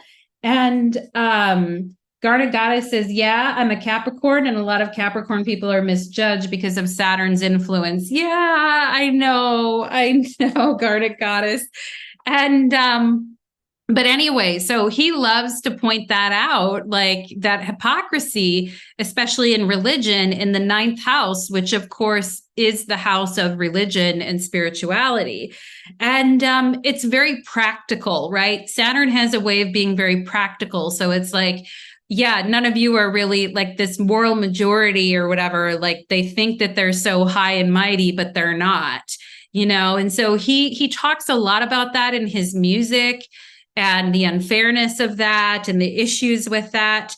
I also think, with Sun in Capricorn in the sixth house, which we know that the sixth house has to do with our health and our well-being. Especially, and this is something that I learned from a teacher of mine, a medical astrologer teacher of mine, who talked about how, like, oftentimes people that have Capricorn heavy charts, Capricorn rising, Sun in Capricorn, may have, like, when they're younger, they may be sickly or have things wrong with them physically. But as they get older, they actually start improving and their health starts improving. And he was, with that Sun in Capricorn in the sixth house, he was growing up. He was hospitalized for pneumonia multiple times. He had a lot of health issues. And you could also see that too with that Sun coming through the sixth house. But even more so than the health issues, in Indian astrology, the sixth house is called the Ari Bhava. And this is from my astrology teacher who I studied with in Indian astrology, but the sixth house is called Ari Bhava. And Ari Bhava means enemy of mankind.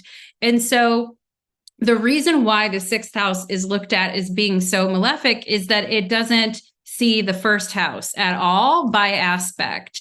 And when we say Ari Bhava or enemy of mankind, we're talking about not, and enemies actually in Indian astrology are attributed to the sixth house. So enemies are there, but also the enemy of mankind, which is desire, anger, greed, drugs, obstructions, difficulties, that all having to do with the sixth house. Now, if you have this Sun in the sixth house, you could be a person who, no matter what adversities you face, you are going to keep climbing and you're going to keep going. And you actually have the power to overcome enemies. And, what's interesting about Marilyn Manson is Marilyn Manson has become a pro at taking hate from religious groups, parents, and politicians. Religious groups and politicians would definitely be associated with the ninth house. And, here he is in the sixth house right here, and he has become a pro at taking this like vitriol and hatred from these people in order to push his message forward. And I think that that is very like sixth house of him to do that. And yeah. So anyway, and the sixth house in astrology, especially in ancient astrology, was called Mala Fortuna, which means the bad fortune.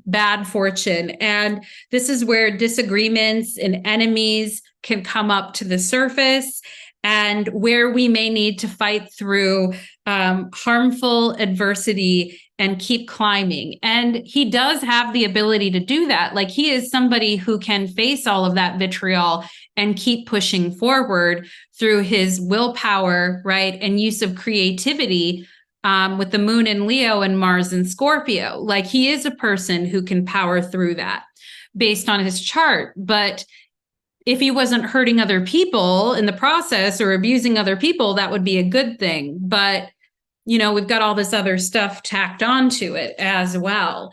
So I just wanted to bring that up because Marilyn Manson talks about the devil being the evil in each person, such as greed, lust, sloth, gluttony, wrath, pride, and envy. And he just shows, but it's not like he's a person that holds himself back from luxury either. Like, there's a story about how he just orders caviar to use it in sexual acts and then throws it away and charges it all to the record company.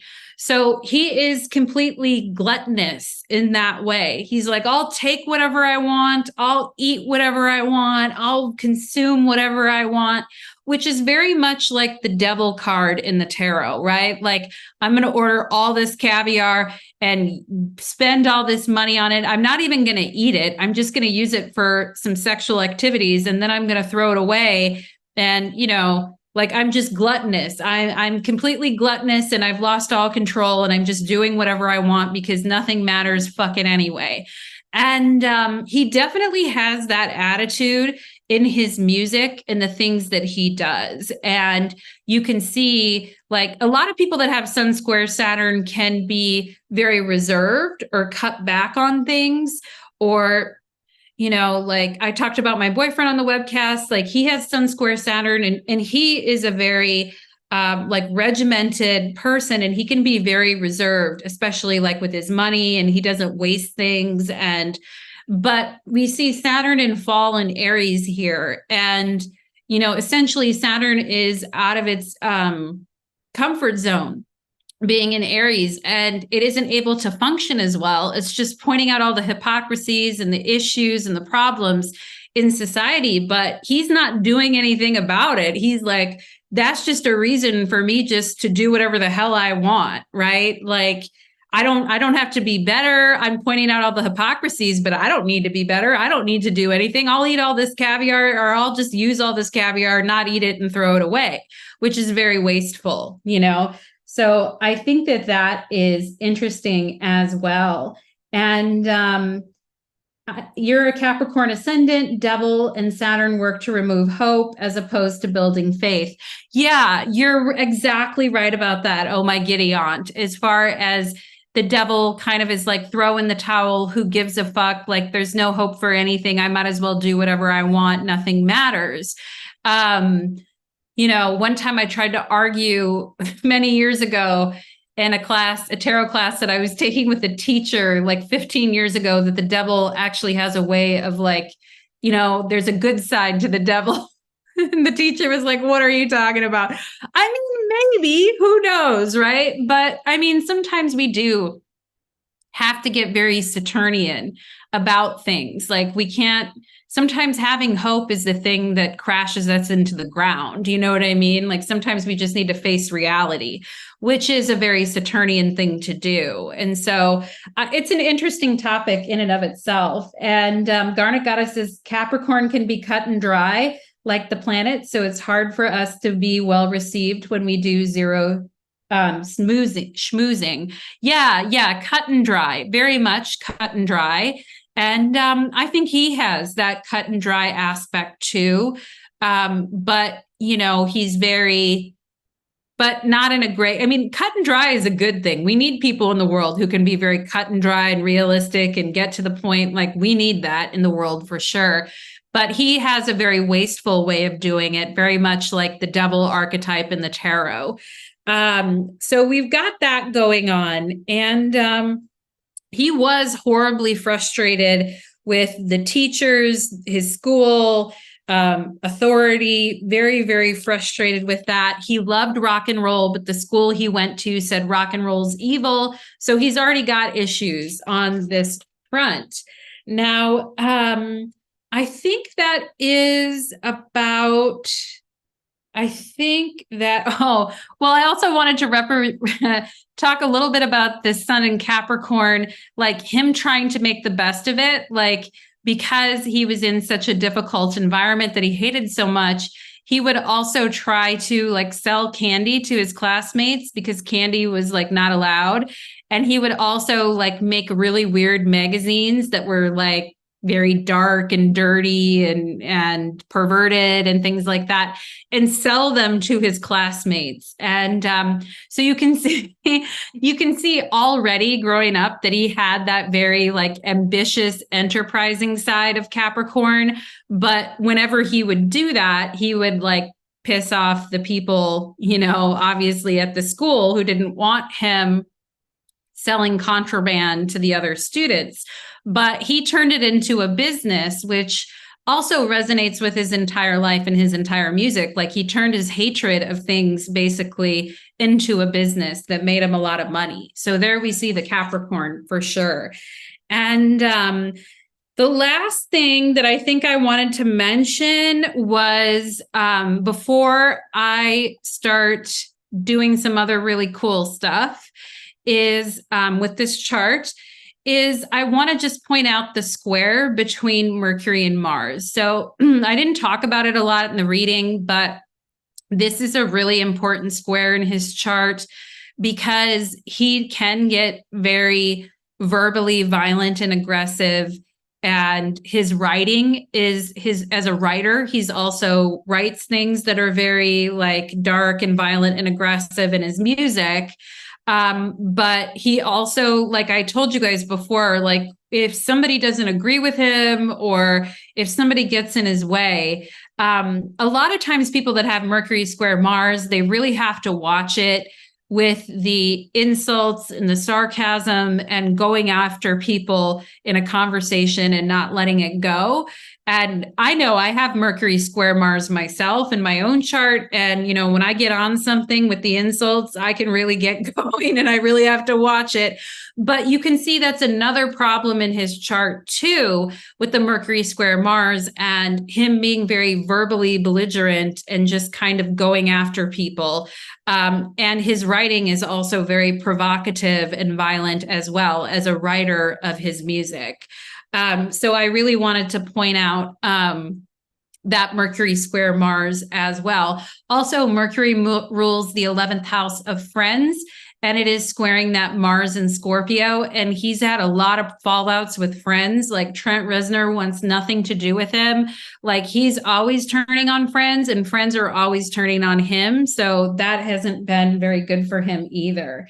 And anyway, so let's go ahead. I think I'm going to go ahead and leave it there and go right into a comparison chart. So for those of you that watched my school shooter video about Columbine, and I broke down the charts of Dylan and Eric Harris, I do, if you're interested, I do have that in my playlist under I Read Celebrity Charts here.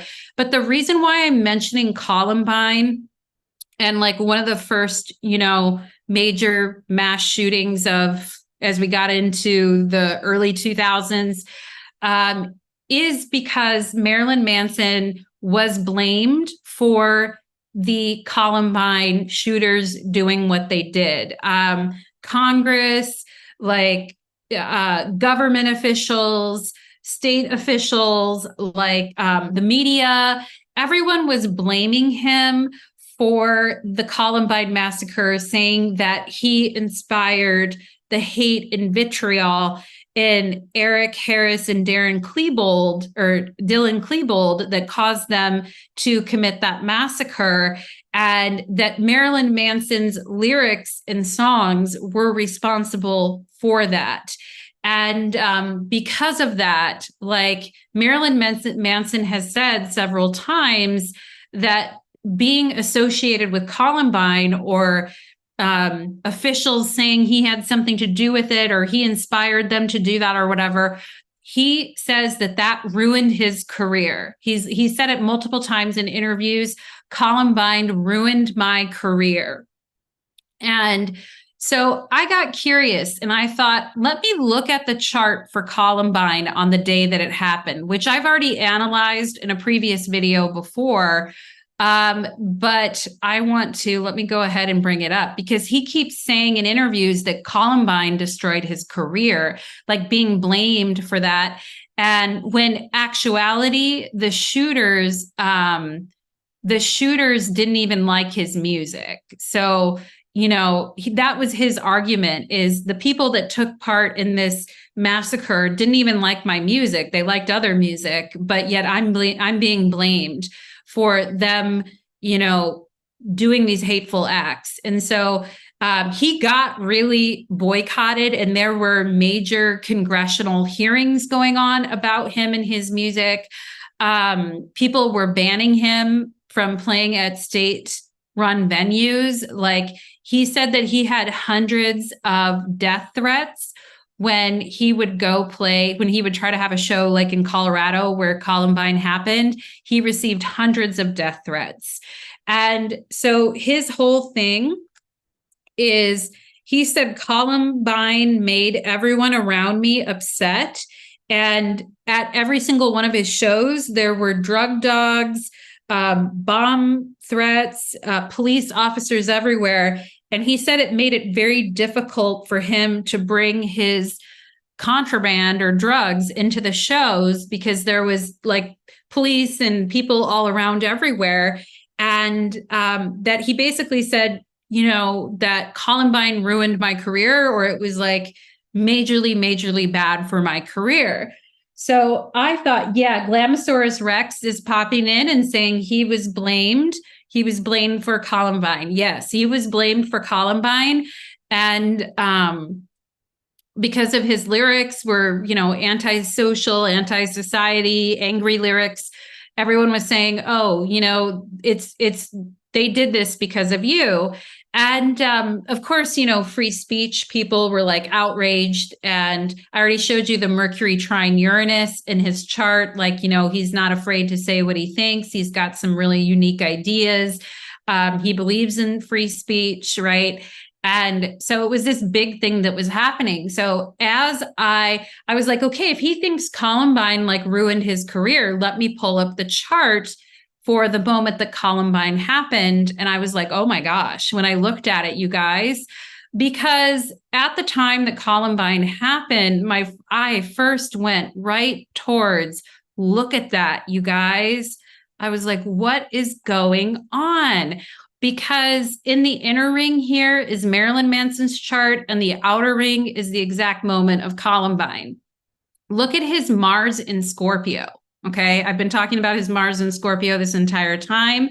Mars in Scorpio, his natal Mars in Scorpio is in a conjunction with the retrograde Mars in Scorpio. The Mars of that Columbine event lines up exactly with his Mars.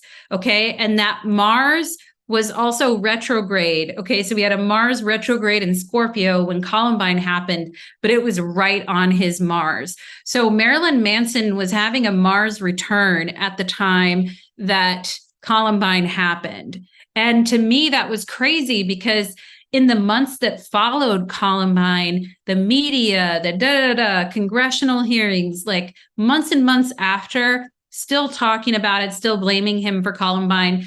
And actually, because the Mars was retrograde, it just kept going back over his Mars and then crossing it again, right? For that whole time that he was being blamed for that. And I was like, when I saw that, like his Mars is right there. And also Neptune is right there on his Mercury as well, okay? And people saying that his lyrics inspired other people to action, right? That Neptune is squaring his Mars. It's also on his Mercury. That Neptune is setting off his Mercury-Mars square and is saying his words inspired people to take this action. Okay, so people were like really keyed in on this. And we have that Neptune right on his Mercury. And of course, Neptune can also represent the collective unconscious from which we operate from. And so people thinking, man, this guy like inspired this people to do that. And the other thing where he said this destroyed my career, in his natal chart, the ruler of his 10th house of career is this Venus in Pisces in the 8th house. And at that time that it happened, Pluto was at 10 degrees Sagittarius and was making a wide square to his career. Like this event destroyed my career, but Pluto was retrograde. So during the months that followed that, Pluto was just retrograding back, getting closer to the square with that Venus. And so when he's saying, this thing destroyed my career, he's got the Mars of the event on his natal Mars. He's got Pluto transiting Pluto, squaring his career planet. Okay. The nodes at that time, the transiting nodes, North Node and South Node, the North Node was exactly on his ascendant at that time too. So the eclipses were happening on his ascendant and seventh house as well. The other thing that's going on here is look at Mercury and Jupiter, okay? So in the days that followed, there was a congressional hearing on May 4th to talk about his music and his lyrics and everything. Look at Jupiter creeping up on Saturn. Look at Mercury getting ready to creep up on Saturn. I'm just going to move this forward to May 4th. Let me just move this. I'm going to move it forward a few days here. Oh no, it's making me do the transits. I don't want transits. Okay. Anyway, I already did it. But when you move forward this chart to April 4th, when the congressional hearings were, that Mercury is on top of his Saturn, and that Mercury Jupiter is on top of his Saturn, which we talked about was like his trigger for going against the establishment, which says people are talking about the philosophical impacts of his message and what it means and trying to dissect it. And it's right on top of his Saturn. Now, Mercury Saturn isn't necessarily an energy of free speech, for sure. And, Mercury Uranus is an energy of free speech, but Mercury Saturn is not an energy of free speech. And also, too, at the time that Columbine happened, Saturn was also why can't I delete any of that? Saturn was also hitting his 10th house at the same time and opposing that Mars. Okay, so transiting Saturn in Taurus was opposing this double Mars on that day. It's like, oh my gosh. And also there's that square to Neptune right on his Mercury. So there's a T-square right there that's lining exactly right up with his Mars in Scorpio, which we've been talking about all along. Plus his Saturn in Aries is also getting hit as well too. So you can see, and he calls himself like a scapegoat for that event, and that, it really messed his career up. And certainly, having the police and the drug dogs there and all this stuff, Saturn going through his 10th house, really clamping down on what he can do at shows. He can't perform, he loses money. There's a lot going on between these two charts. There is a lot here, you guys.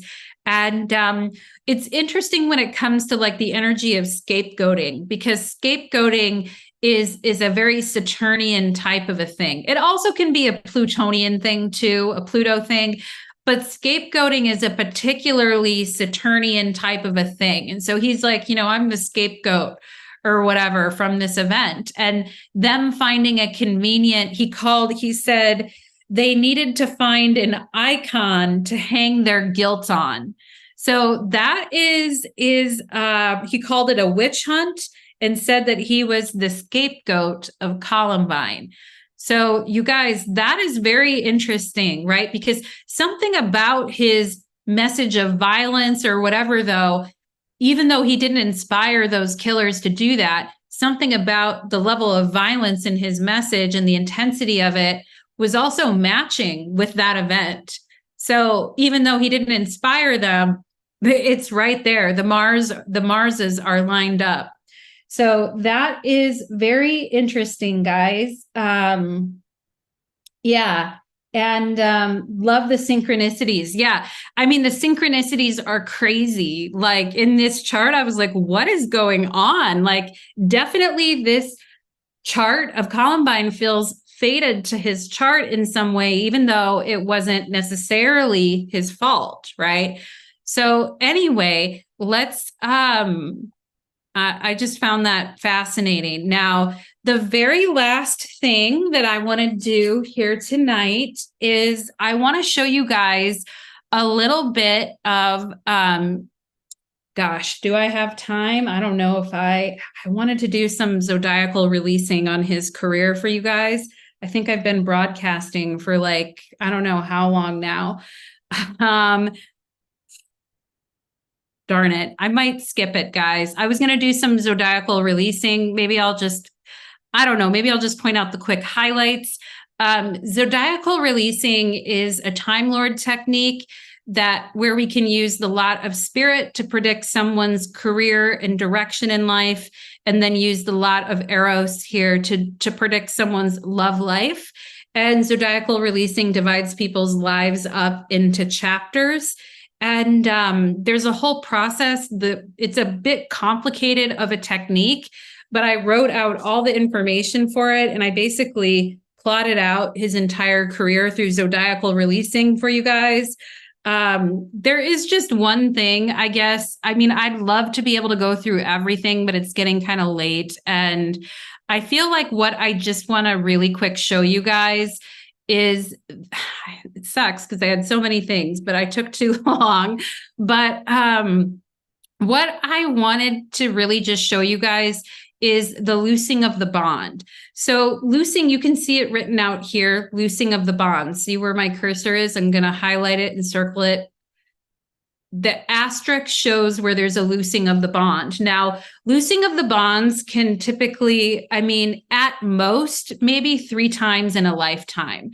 And loosening of the bonds it's a very special time where there's a major transition that's happening. And sometimes it involves with like leaving a career, starting a career.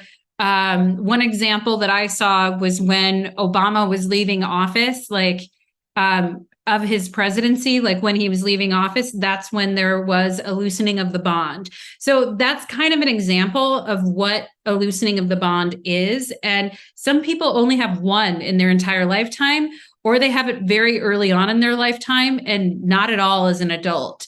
And so loosening of the bond is a very kind of special thing that happens career-wise. And I wanted to talk a little bit about the allegations against him. And I was going to go through his whole career trajectory, but I think I just want to show you guys the loosening of the bond, because in late 2020, a bunch of women started talking to each other that had been with him, partnered up with him in the past.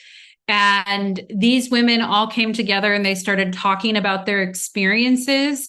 And they went to a state senator with their experiences, who started to pull in the FBI and the U.S. Attorney General to investigate him on multiple counts of domestic violence, sex trafficking, just so many things. I can't even, like, all the things.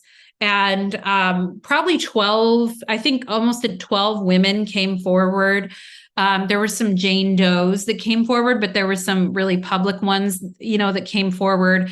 Evan Rachel Wood kind of was like leading the charge. And she came out on February 1st of 2020 and named him as her abuser. So I'm just mentioning these allegations and these legal problems that he has, because Marilyn Manson throughout, you see the little asterisk means loosening of the bond. So for the first 11 years of his life, no loosening of the bond, none. I move into the next section of his life here, November 3rd, 1980 to August 17th, 1995. No loosening of the bond. I move on from 1995 to 2003, no loosening of the bond. I move on to 2003 now I'm 2003 through March 23rd. I'm going from 2003 to March of 2023. Where is the first loosening of the bond in his lifetime as it pertains to the lot of spirit, which has to do with his direction in his career and his overall career path? And of course, loosening of the bond also represents a major transition, and oftentimes can coincide with, major endings and beginnings as well in career matters. Look at that, you guys. Look at the timing. Now, I said in late 2020, a bunch of women started coming together and gathering all this data, went to a state senator who then went to the FBI. And their coming together started happening towards or near in the fall or towards or near 2020. Okay. So his very first loosening of the bond in his entire lifetime starts on November 3rd, 2020, and goes until October 29th of 2021. And from that time, all the way through 2021, he's had allegation after allegation, court cases. As soon as his record label found out, I think it was early February, that his record label announced February of 2021 during this loosening of the bond period. February of 2021, his record label came out and said, "We're dropping you. We're done with you." And not only did his record label drop him, he was supposed to be on the show American Gods. He got dropped from that. He got dropped from Creep Show. He got dropped from everything. And I mean, he thinks Columbine ended his career and fucked his career. No, I think it's these women. Because after Columbine, he went out to put out tons more albums and put out tons more stuff, be in movies, art shows, all kinds of stuff. But it wasn't till this loosening of the bond in 2020 that all those women started coming together. They went to a senator who went to the FBI, and then boom, all of a sudden during this entire period, everybody drops him. Nobody wants anything to do with him. Trent Reznor has completely denounced him and has been for a while, but like everybody dropped him. And he is losing a lot of money from that. And the court cases are still ongoing. And there is a court case scheduled in 2024, which is pretty close to the eclipses that are happening on his nodes. So I'm interested to find out what happens in 2024. But, you know, after he left that loosening of the bond, he went right into a peak period. So things were still very hot after that loosening of the bond for him as well, like still going on, even continuing on. His legal troubles are still going on.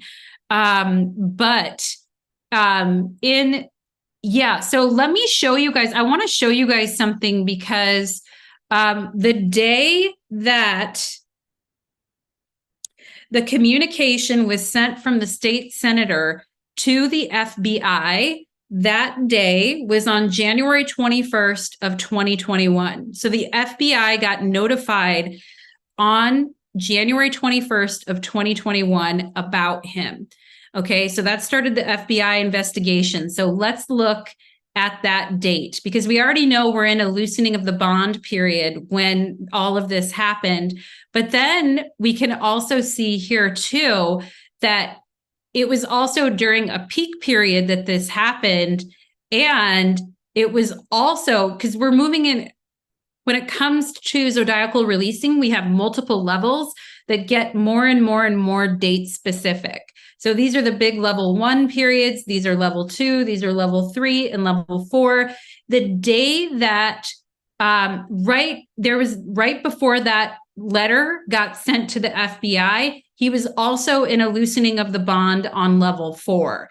Now, level 2 is much more like epic to be in a loosening of the bond on level 2. But you can also see if you trace that date through these other levels, like he was in for it. Like there is definitely major things have happened to him from the time that loosening of the bond hit all the way through 2021. His career will never be the same again. Now, on March 23rd of 2023, he entered into a whole new period, which is going to last him until he's 78 years old. But the peak period, he's entering into a new peak period in Cancer, but the cardinal signs, because he has Saturn in Aries, the cardinal signs are going to be very, very difficult for him. Any cardinal sign peak period is going to be tough. So I don't think his problems are over at all. And he only has one other loosening of the bond in this lifetime. And it happens in July of 2040 when he's 71 years old. Now, I don't want to give you guys the impression that the loosening of the bond is always like this horrible thing that like rains down hell upon you, because that's not true. Like some very wonderful things can also happen on the loosening of the bond, but it just represents a major transition. And so Columbine was a big issue for him, but it didn't ruin his career. Like what ruined his career was those women coming forward and that loosening of the bond period that was happening for him, where everything went up in flames, basically, is what happened there. And so I really wanted to go into more detail about his career and break it down and go through everything, but it's getting like super long. So I think I'm going to sign off, you guys, but I really hoped you enjoyed the webcast and I hope that it was informative to you. Love to hear your thoughts, your comments, your feedback. Thank you for supporting my channel. If you're interested in a personal reading with me, I'll drop links in the description box below of how to book an astrology reading with me if you'd like me to do a natal chart reading for you. Thank you so much, everybody. Mwah. Many blessings.